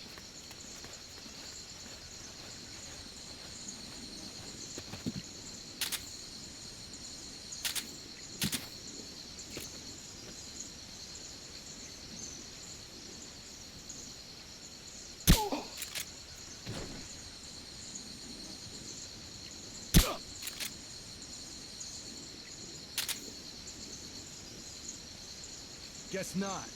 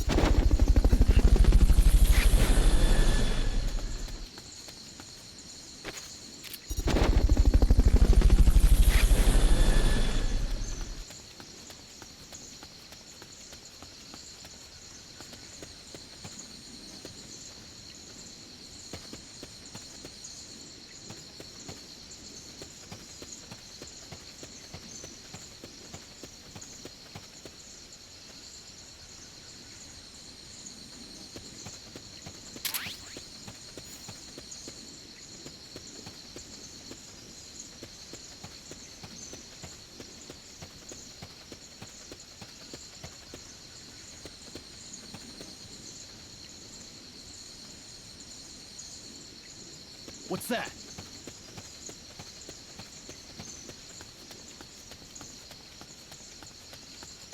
Guess not.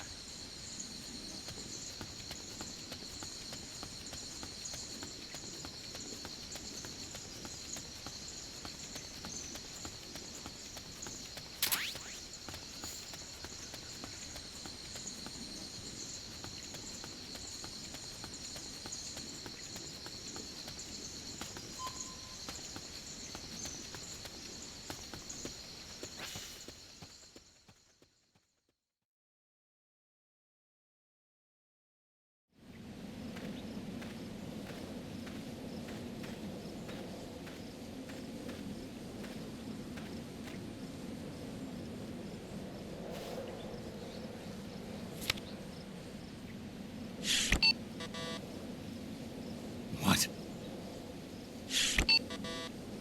It won't open.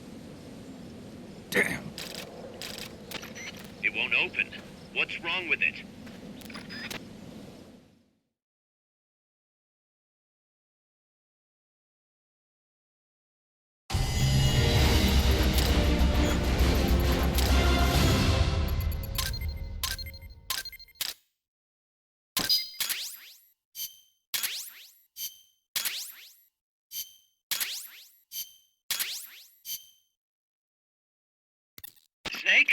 Huey, your ID card isn't working. It won't open the lock.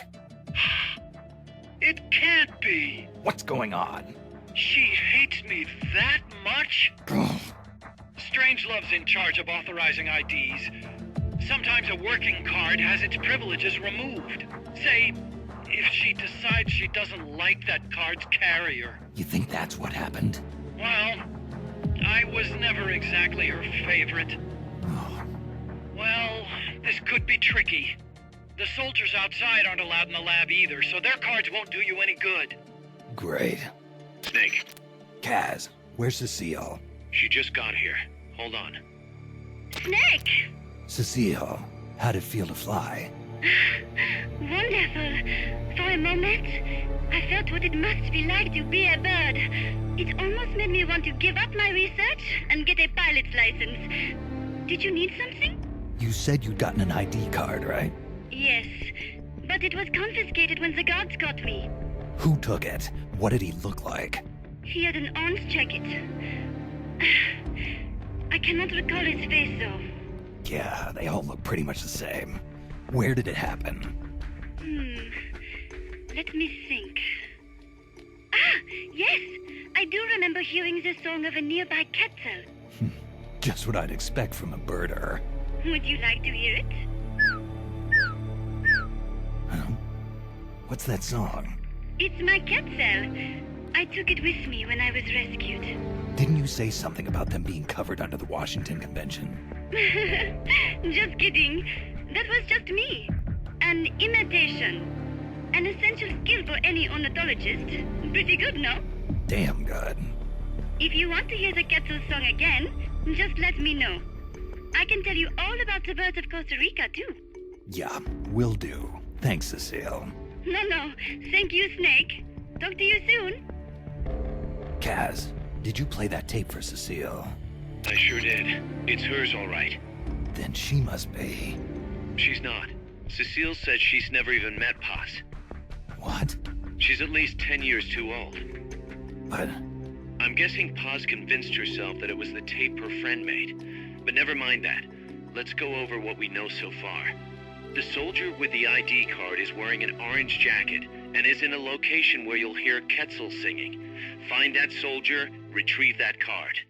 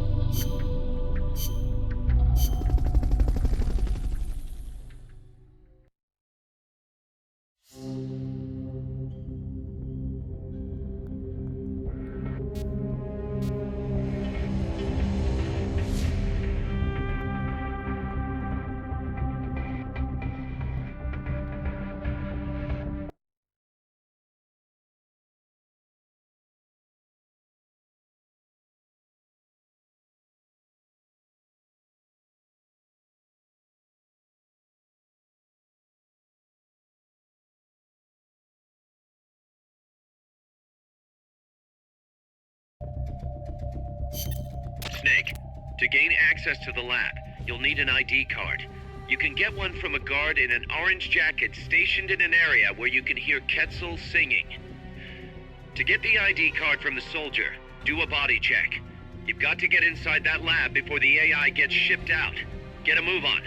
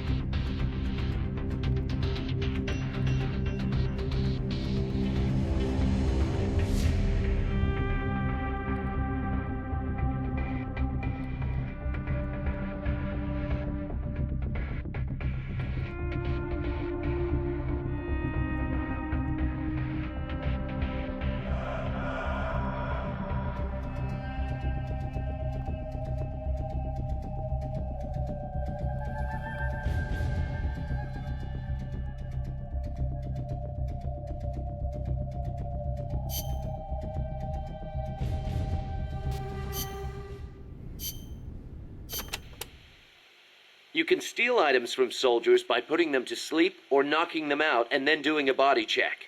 Get close to the unconscious soldier and press the action button when you see the icon. Or you can sneak up on them from behind and do a holdup. It also works if the soldier's near death. Keep in mind though, if you wait too long, you'll have a dead soldier instead of a dying one. And you can't do a body check if you're holding the Fulton recovery device either. So don't try.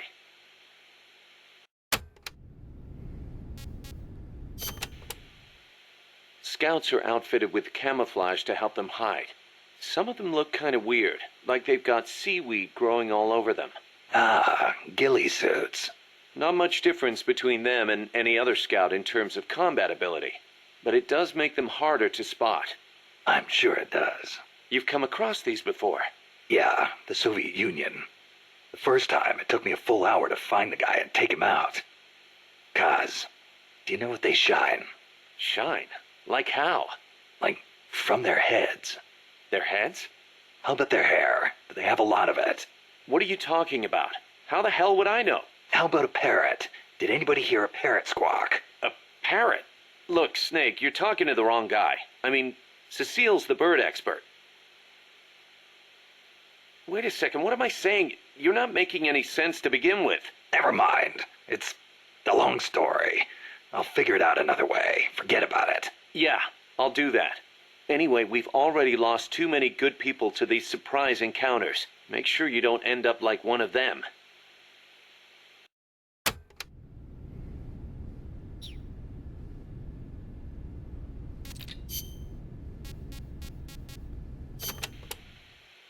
I do not know if I recall such large ruins being there. Well, didn't you say there's a lot we don't know about Costa Rica's ancient civilizations? You talked about some giant stone balls, too. What are those? Oh, the stone spheres of Costa Rica? They are an assortment of giant spheres carved from stone that were discovered in the jungles of Costa Rica about 50 years ago. What's so special about that?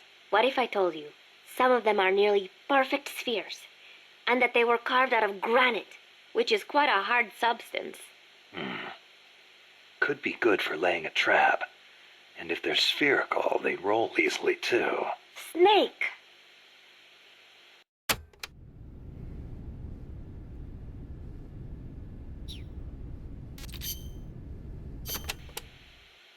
Snake, be careful when going through areas you've passed through before. The enemy could be waiting to ambush you. And do you know how to identify the soldier with the ID card? Yeah, Cecile told me. He's in a forest with some Quetzals wearing a orange jacket. He'll be from the lab, probably out on patrol. Do a body check to see if he's got the card.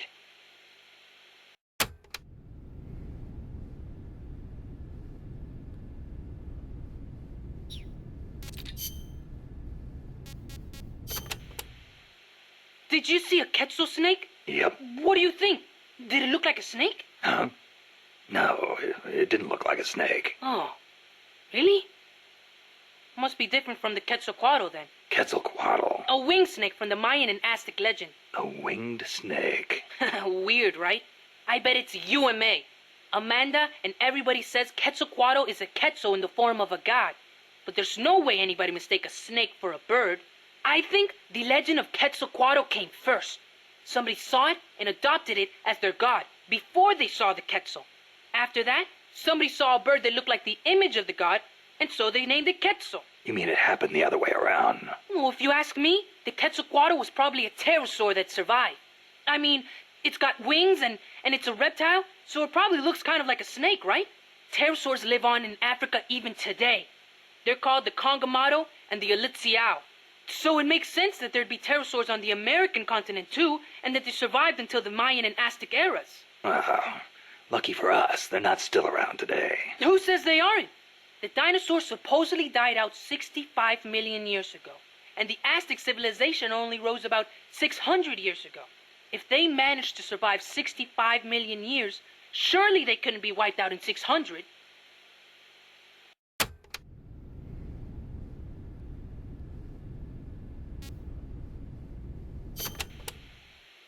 Pterosaurs survive today in the African countries of Cameroon and Congo. Each tribe calls them by a different name, like Congamato or Litsiao. There sure are a lot of dinosaurs running around the Congo. Well, a lot of the land hasn't been settled by humans yet. They've survived all this time, just undiscovered by man. But they're finding fossils in America too. This one they found 3 years ago in Texas had a wingspan of more than 12 meters. If I saw a gigantic pterosaur like that, I'd probably call it a god too. Yup, I'm sure that's what the Quetzalcoatl really is.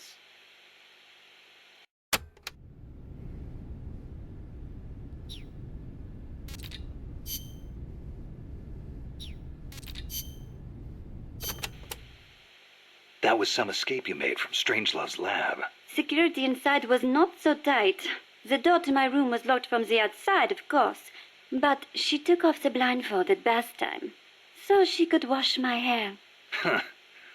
Pretty luxurious treatment for a prisoner. Wasn't it? She wouldn't undo the handcuffs, but she washed my body for me instead, and with such gentle care. Why'd you run away? Didn't she say you could go home in a month? If your escape attempt failed, you'd be in greater danger than before. I was supposed to be giving a presentation on the distribution of Costa Rican bird species at a conference. The date was approaching quickly. So, I pretended I had to use the toilet and made my escape. I found an ID card and searched everywhere for my equipment and my tape. But a soldier saw me. It was a miracle I managed to get away. There was no time to find the tape. I do not care about the conference. I am lucky enough to still be in one piece. You bounce back quick. You don't? Not sure. I try not to dwell too much on the past, but... Then don't. There is no point. I'm so glad to be out of there. I never felt safe, you know? Tell me about it. Well, I think she's interested in women. And I think she took a fancy to me. Oh, well, that's, Besides, it is much nicer here.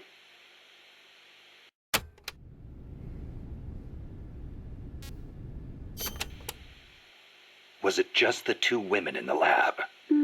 Most of the time, oui.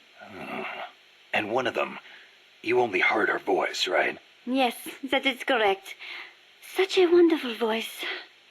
It sent chills up my spine. What was the other woman like? Don't even think about it. She has not the slightest interest in men. No, it's part of my mission to... Only teasing. Let me think. I believe she was in her 30s. Pretty, with a good sense of style, but austere in her tastes. A very unusual woman. And she was doing research on AI? AI? So that is what she was up to. You know, she did say something interesting. That people should not be going into space. That it is too dangerous. An automated control system for rockets, then. She said something about wanting to get closer to her dying wish. I think she must have been talking about an old lover. Lover? You mean another woman? My, aren't we curious about women and other women? You want to hear the terrible things she tried to do to me? That's not what I meant. It's all right. You can be honest. You two seem to get along awfully well together. No, not at all. I think you're hiding something. Never mind. Aren't you supposed to be looking for the Quetzal? Here, I'll demonstrate its call for you.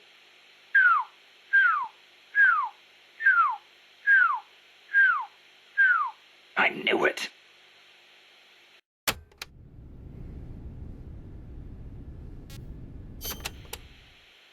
Let's go over this one more time. First, I need an ID card to get into the lab. That is correct. From the outside, it looks like any other ruin. But on the inside, it is a state-of-the-art research facility. And your ID card got taken away from you by some guy in an orange jacket. Exactly. I had a Quetzal singing nearby. It has not been that long since it happened. It could be tricky if he's out on patrol, but if he's a stationary sentry, you don't think the Quetzal's moved? Its nest is probably nearby. I do not think it will go away anytime soon. Good. I'll get on looking for that soldier. If you forget what it sounds like, I will do the call for you again. Just give me a call anytime you'd like to hear it. Yeah, I'll do that.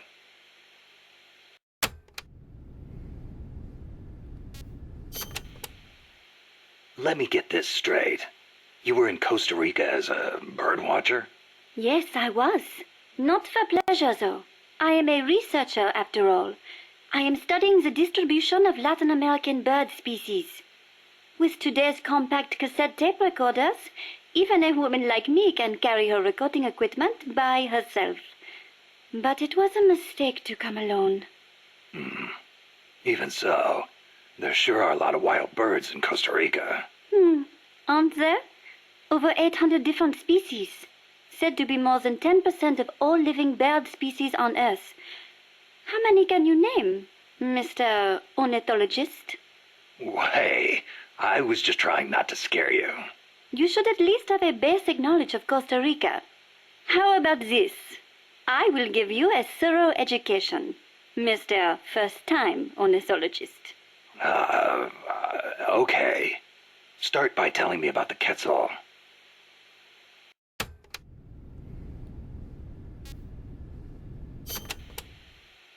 Cecile, what's that machine you said you used to make those recordings of yours? Cassette, something or other. A cassette recorder, or a cassette denske, as they say in Japan. Yeah, that. What is that thing, anyway? A portable recording device released last year by a Japanese company, Sony. It uses compact cassettes, making it far lighter than open-reel machines.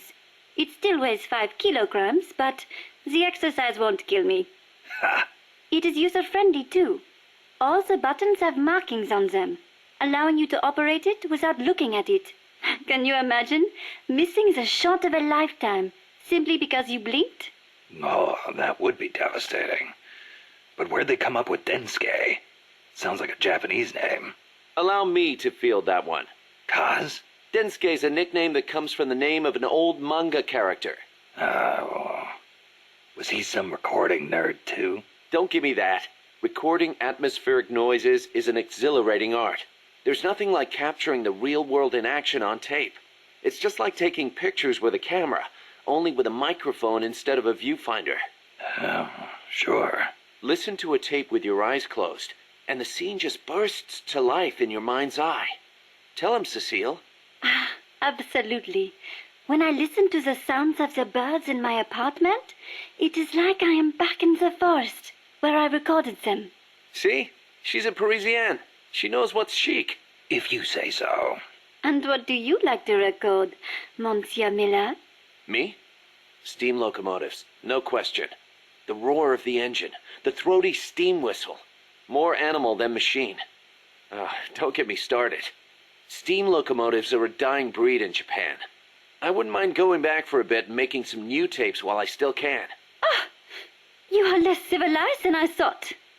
Less civilized? I detest those beasts. The noise frightens off all the birds. Then there is the smoke. I much prefer the peace and quiet of the forest. Cecile, wait. That came out wrong. Sure it did.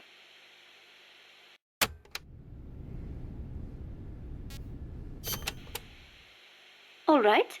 What do you want to know about Quetzals? Give me the basics. Something that'll help me find one. Okay then.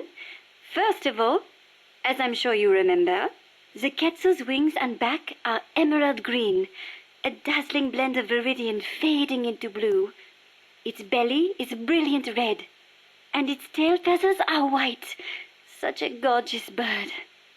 Also, the male has 2 long decorative feathers, but only during breeding season. Among birds, males are usually more beautiful than females. Like a peacock's tail. Yes, just like that.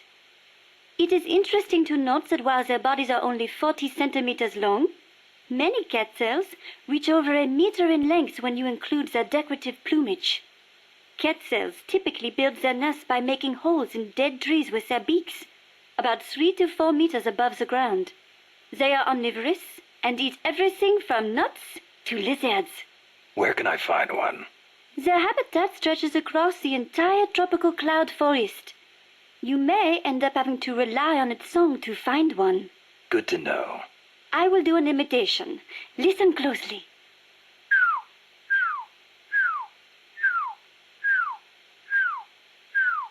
Hey, not bad. Shall I do a chicken next? Cluck, cluck, cluck, buck, buck, buck. No thanks. That's enough. Are you sure? How about a monkey? Yeah, don't need that either. Oh, all right then.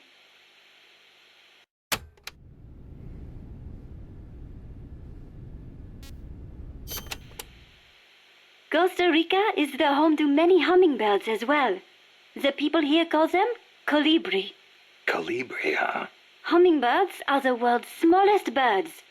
Although they can vary from species to species, most are around 10 centimeters in length, and the smallest no more than 5. It is amazing to think that something so small can still be a fully developed bird. I think a bird that tiny would get mistaken for a bug. Actually, they are often mistaken for sphinx moths. The little darlings feed on flower nectar, and their beaks are long and thin to help them drink up the nectar.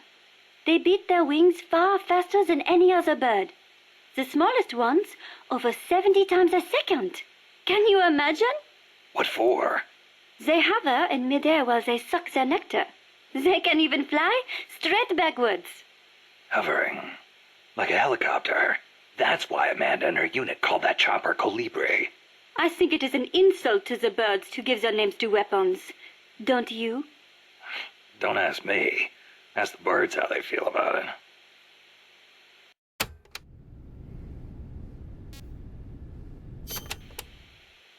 Have you ever heard of the mannequins? Never. Unbelievable! You came all the way to Costa Rica and you've never even heard of them? I didn't come here to look at... Mannequins are known for their beautiful courtship dances. The orange-colored mannequin is said to live on the Pacific side, the white-bearded mannequin on the Caribbean side, and the long-tailed mannequin is in the Central Basin. The long-tailed mannequins are especially distinctive. What's special about them? First, each young male picks an older male to teach him how to dance. Then, teachers and pupils all get in a group and dance for the females. However, only the teachers get paired off with females. The pupils practice their technique for 7 years before striking out on their own and finding their own pupils. I guess it takes time to get good at anything. Whether it's dancing or soldiering. Mannequins always have plenty to eat. Apparently, that is why they have so much free time to practice dancing. Unlike us, obviously.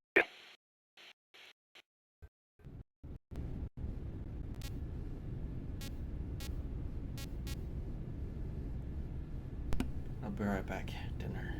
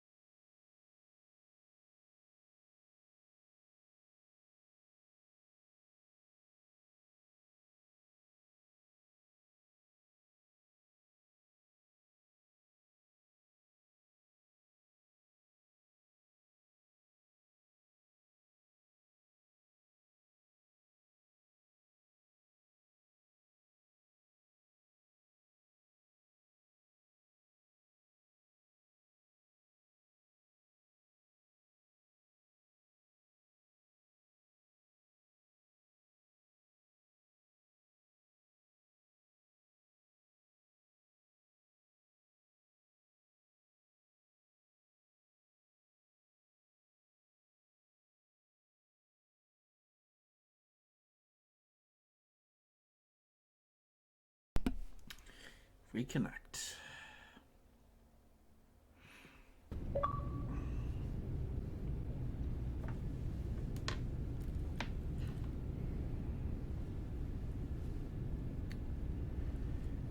Okay. Here's back in.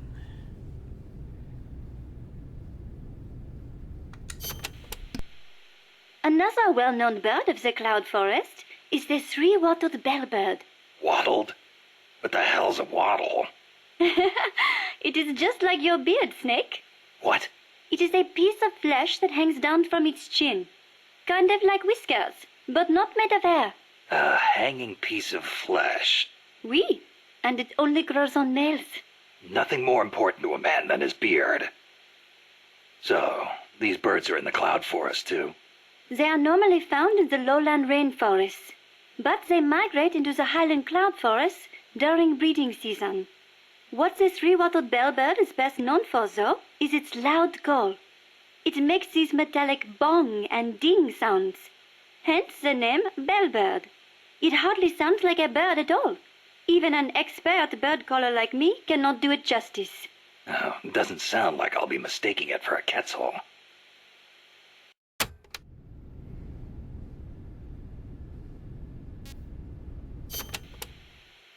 Do you know the national bird of Costa Rica? Honestly, and you call yourself an ornithologist? The national bird of Costa Rica is the clay-colored robin. It's a plain-looking brown bird found throughout the country. Why'd they make it the national bird then? Are there all kinds of better-looking birds like the quetzal? Ah, the clay-colored robin has the most exquisite song. And I think it is part of the Costa Rican national character to choose a bird everyone knows and loves over prettier ones. Somehow these people don't strike me as being very Latin. Speaking as an ornithologist, I am rather happy with that choice. Not all birds have to be pretty. Oh, and just so you know, the quetzal is the national bird of Guatemala.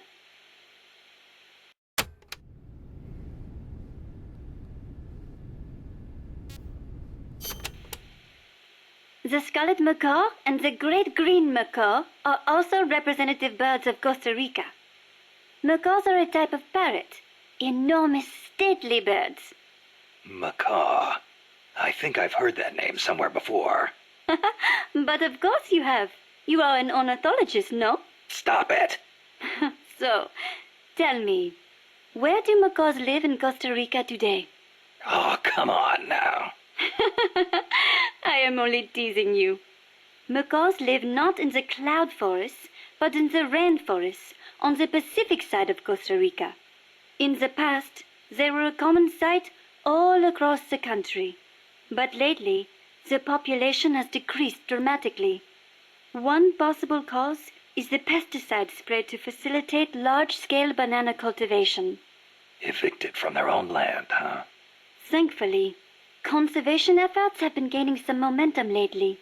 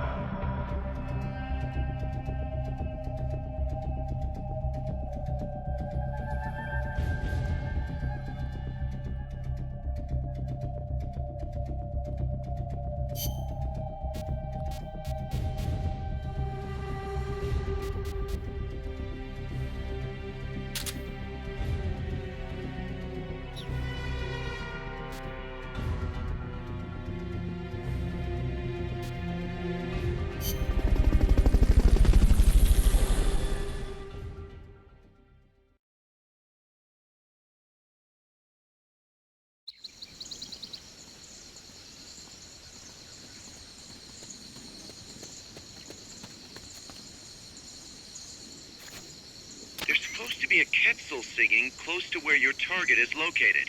Keep your ears open.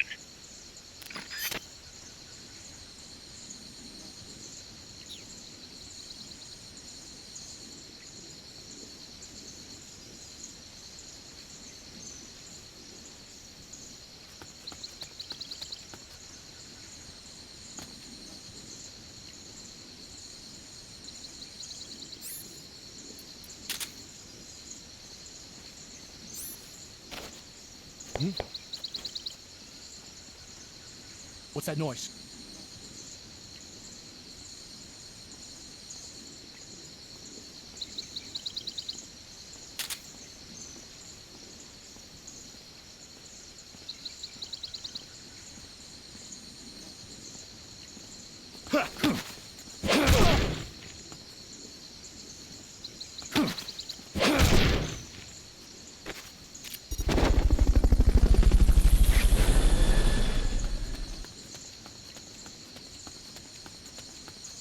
Fulton recovery subject confirmed onboard helicopter.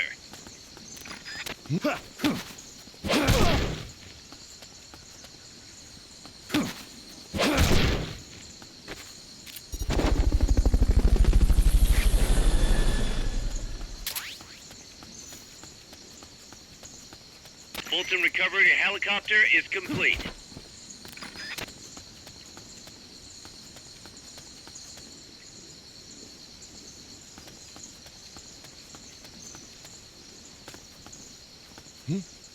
Is someone there?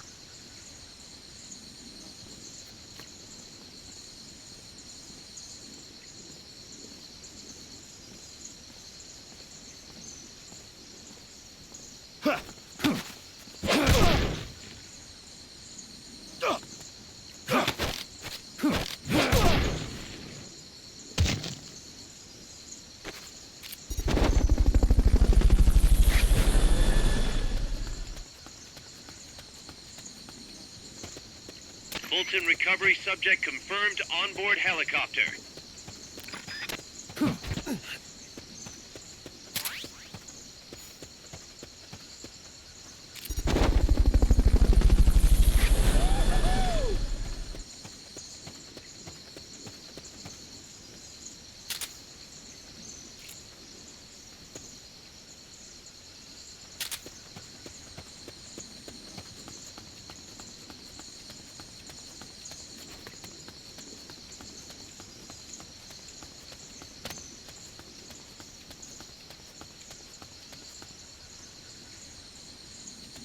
If you forget what a Quetzal sounds like, give Cecile a call on the radio.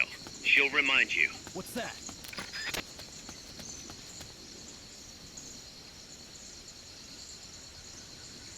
Guess not.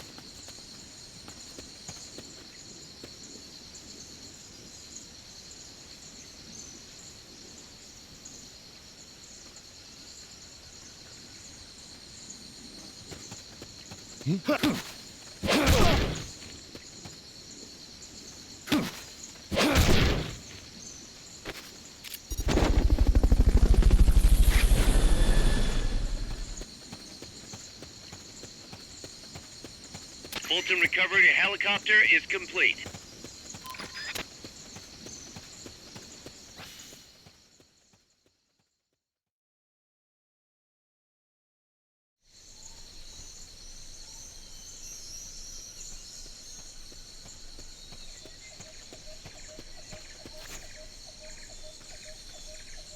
Once you know which soldier has the ID card, do a body check. To do a body check, first knock the soldier out, or put him to sleep, or hold him up. That works too.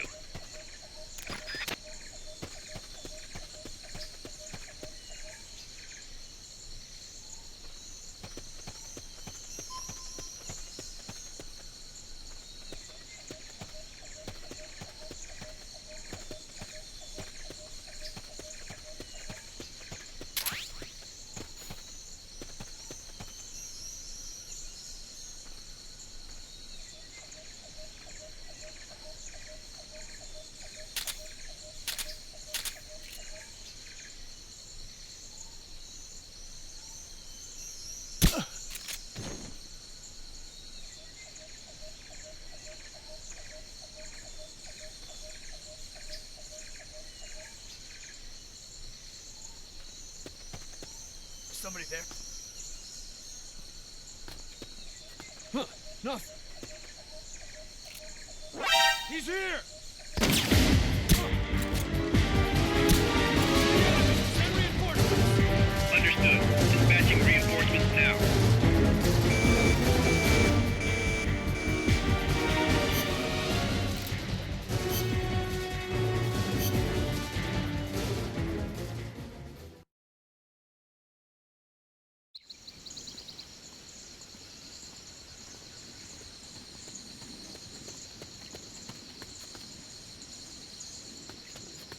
There's supposed to be a Quetzal singing close to where your target is located. Keep your ears open.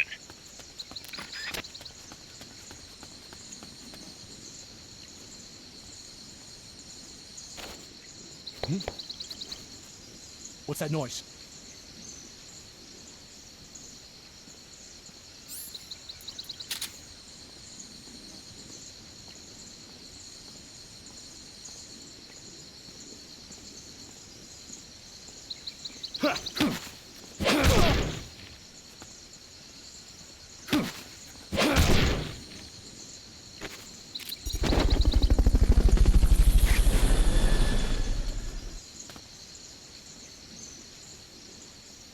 Fulton recovery helicopter is complete.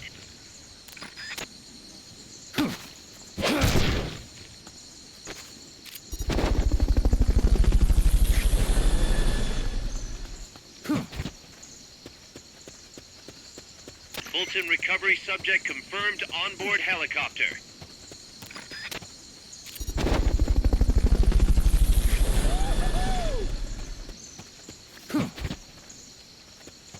Fulton recovery helicopter is complete.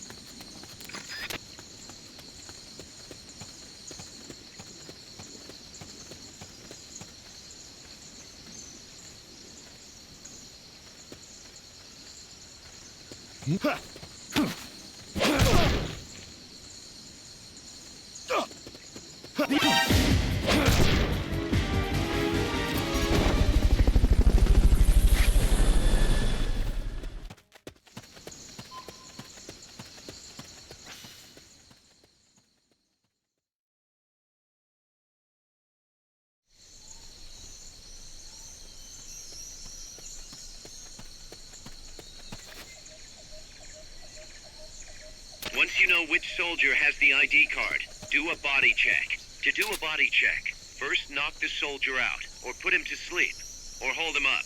That works too.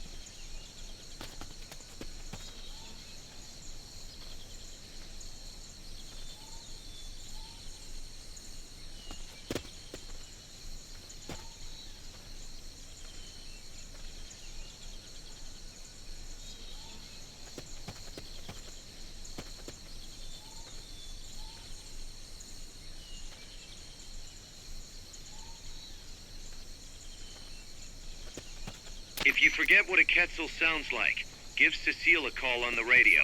She'll remind you. No.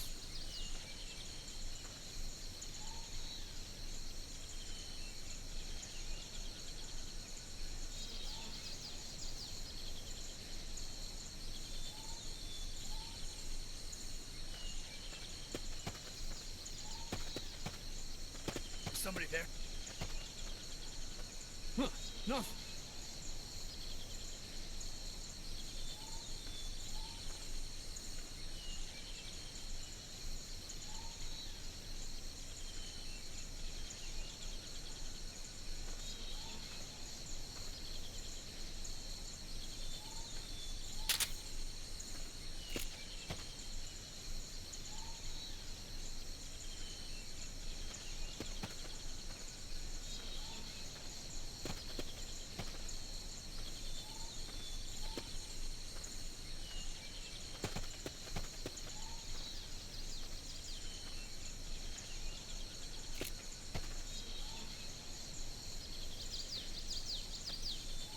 Is somebody there?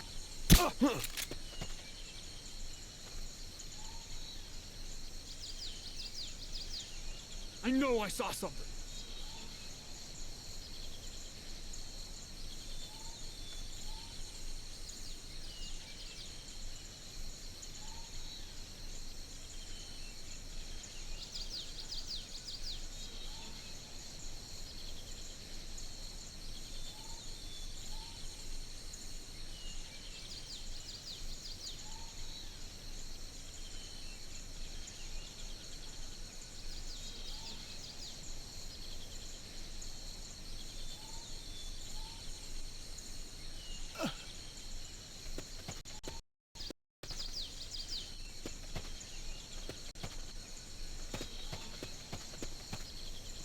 The soldier carrying the ID card is supposed to be wearing an orange jacket.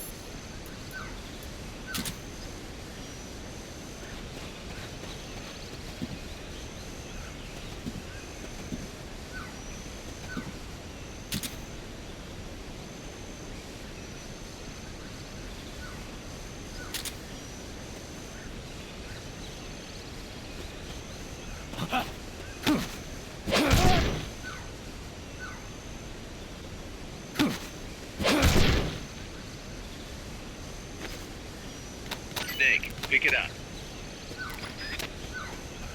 I bet you could use that ID card you found to get into the lab.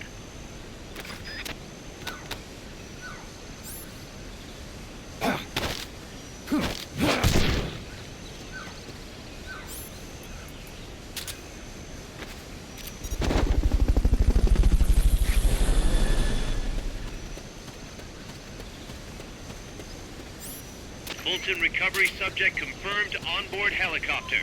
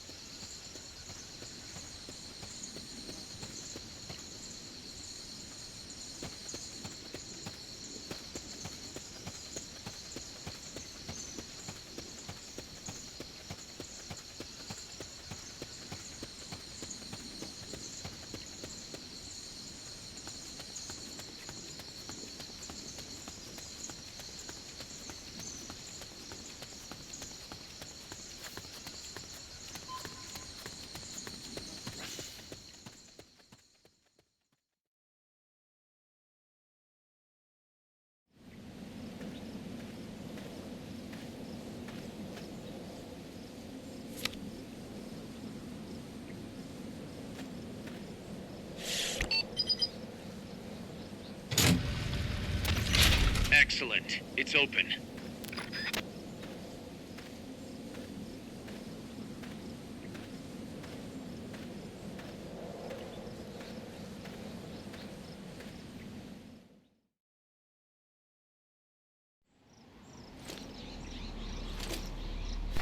You mean all you had to do was climb over the wall?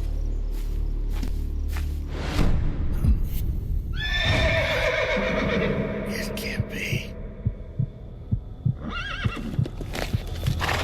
Looks like death wasn't ready for you yet. Boss, And who might you be? you. Dr. Strangelove, I presume. I've been waiting, Snake. Yes, waiting without joy or pleasure. Waiting for the one I despise. Don't move. Don't move. You men and your guns. You all say the same thing. I suppose you're here to destroy my research. Yes, I know. Just as I know what you did 10 years ago. Go on. Kill me like you killed her. Kill me like you killed the boss. Kill me! What exactly do you... Come on, Snake. Or should I say Big Boss? That filthy title given you as reward for murder. Do you still wear it with pride? You chose a shadowy country over the mentor who made you what you are. You brought despair to good soldiers everywhere. You used the pretext of a mission to kill a true hero. Is that what you call loyalty? Answer me! The boss. Well, what do you have to say for yourself?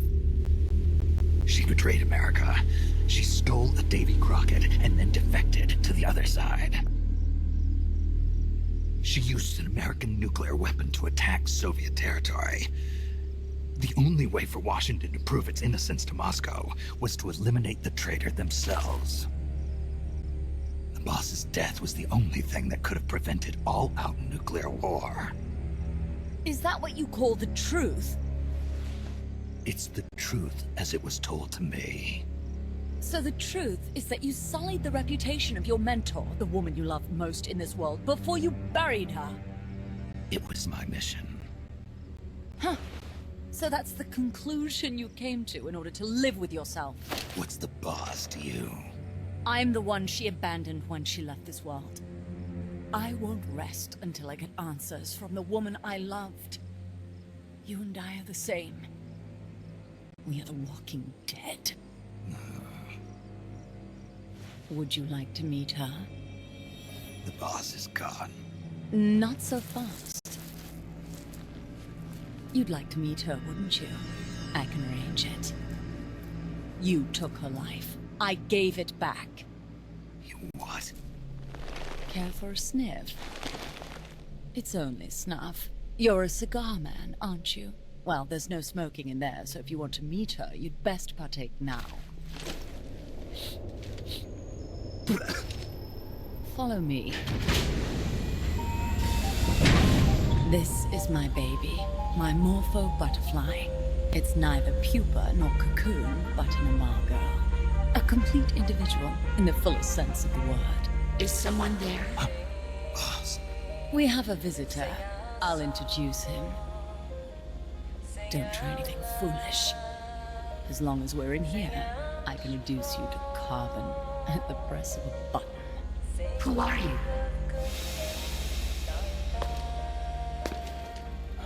A man. A warfighter.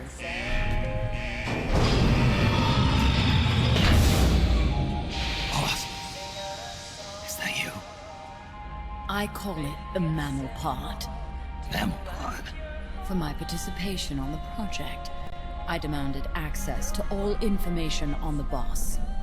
Everything the CIA had.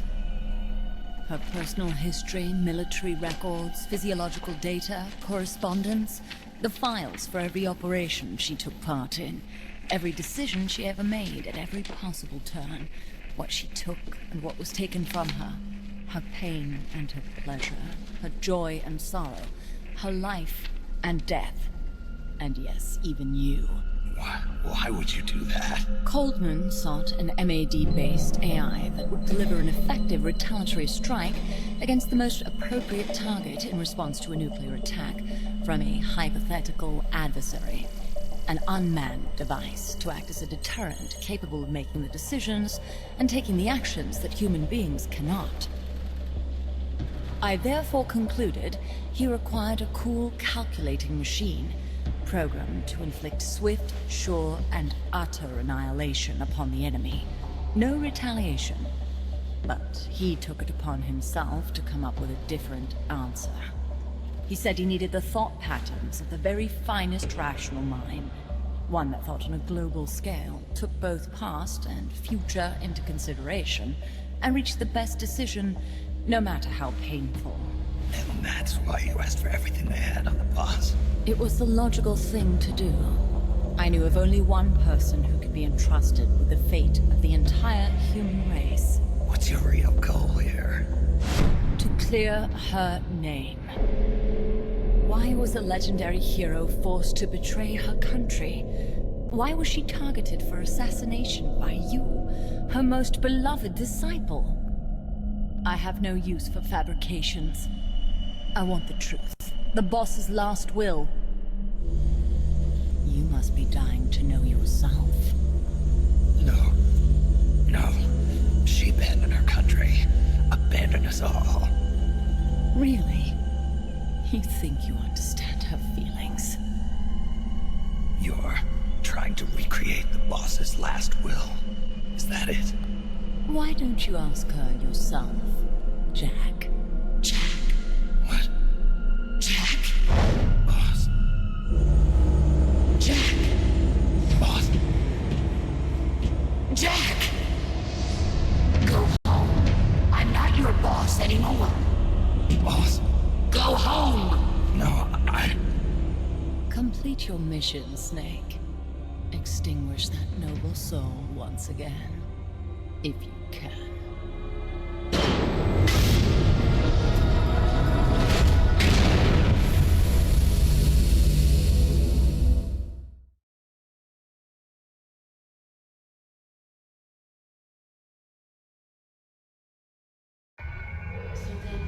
Jack!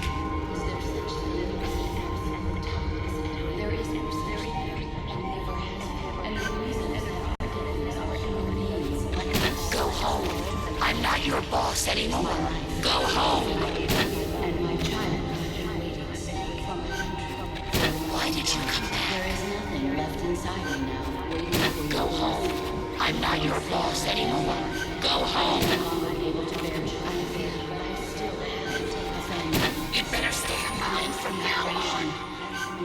The latest 10 minutes of our lives listening to me. Go home. I'm not your boss anymore. Go home. And my child Go home. I'm not your boss anymore. Go home.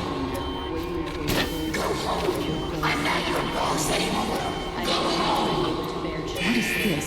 This response? Oh God! Discontinue!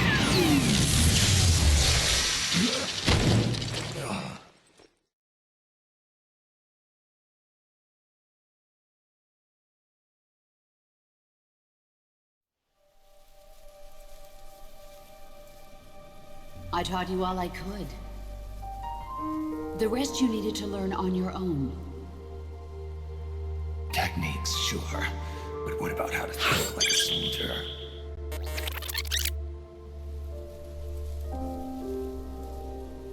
I taught you all I could. The rest you needed to learn on your own. Techniques, sure. But what about how to think like a soldier?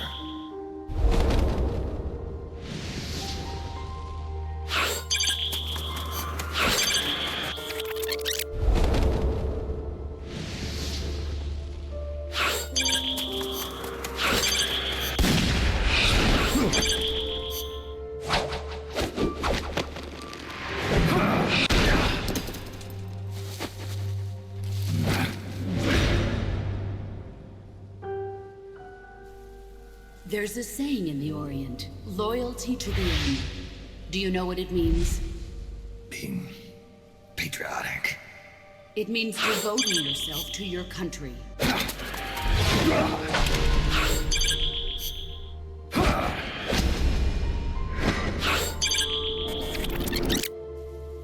There's a saying in the Orient, loyalty to the end. Do you know what it means?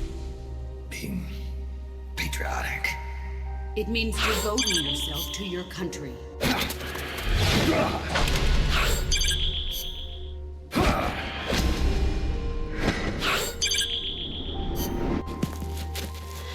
As long as we have loyalty to the end, there's no point in believing in anything, even in those we love. As long as we have loyalty to the end, there's no point in believing in anything, even in those we love. That's the way a soldier's supposed to think. The only thing we can believe in with absolute certainty is the mission, Jack. As long as we have loyalty to the end, there's no point in believing in anything, even in those we love. That's the way a soldier's supposed to think. The only thing we can believe in with absolute certainty is the mission, Jack.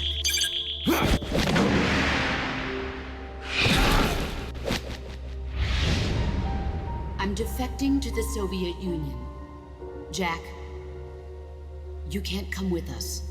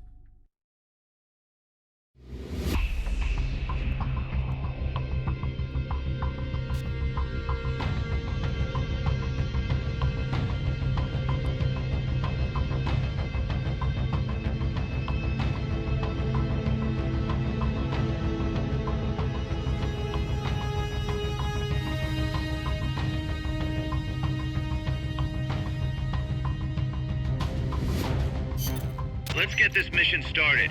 Complete the mission and proceed to the Fulton recovery point so we can get you back alive and well. Good luck out there.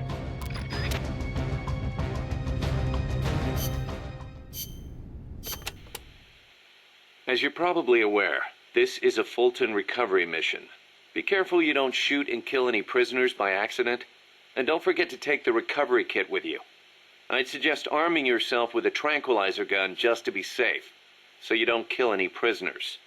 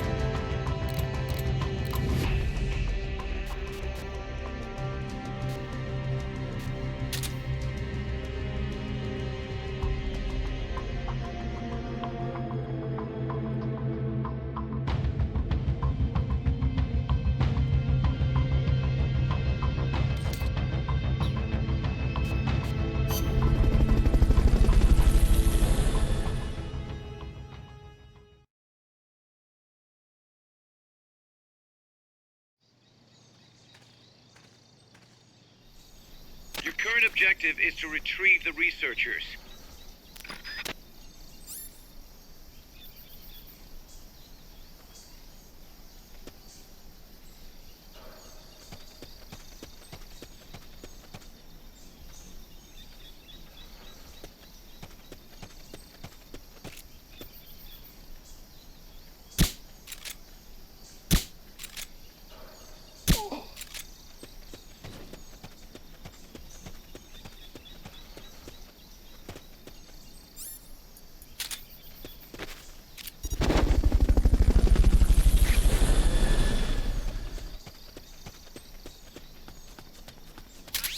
Fulton recovery helicopter is complete.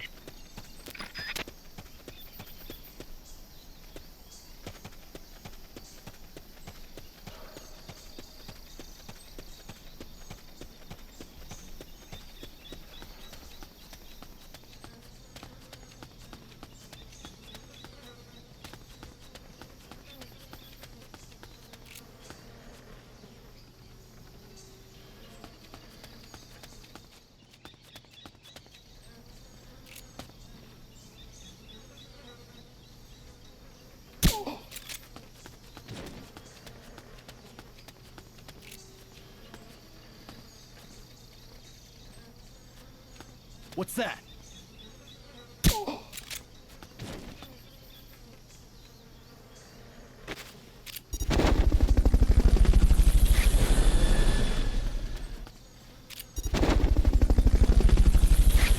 Fulton recovery subject confirmed onboard helicopter.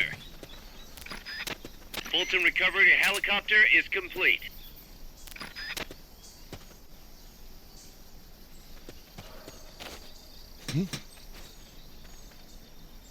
What's that noise?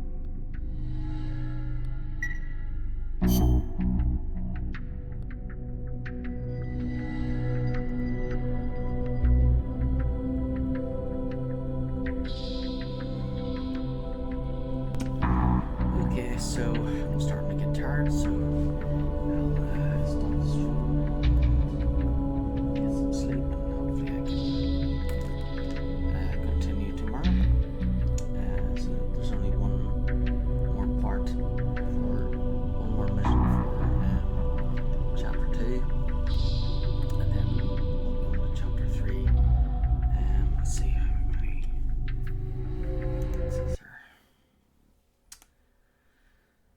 So,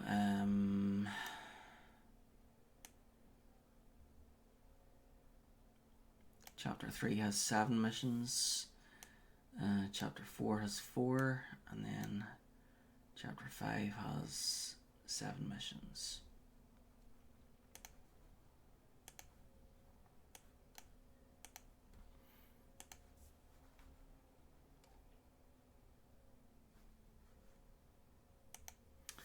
Okay, so I'm going to stop the stream, but I'll be back on tomorrow, hopefully.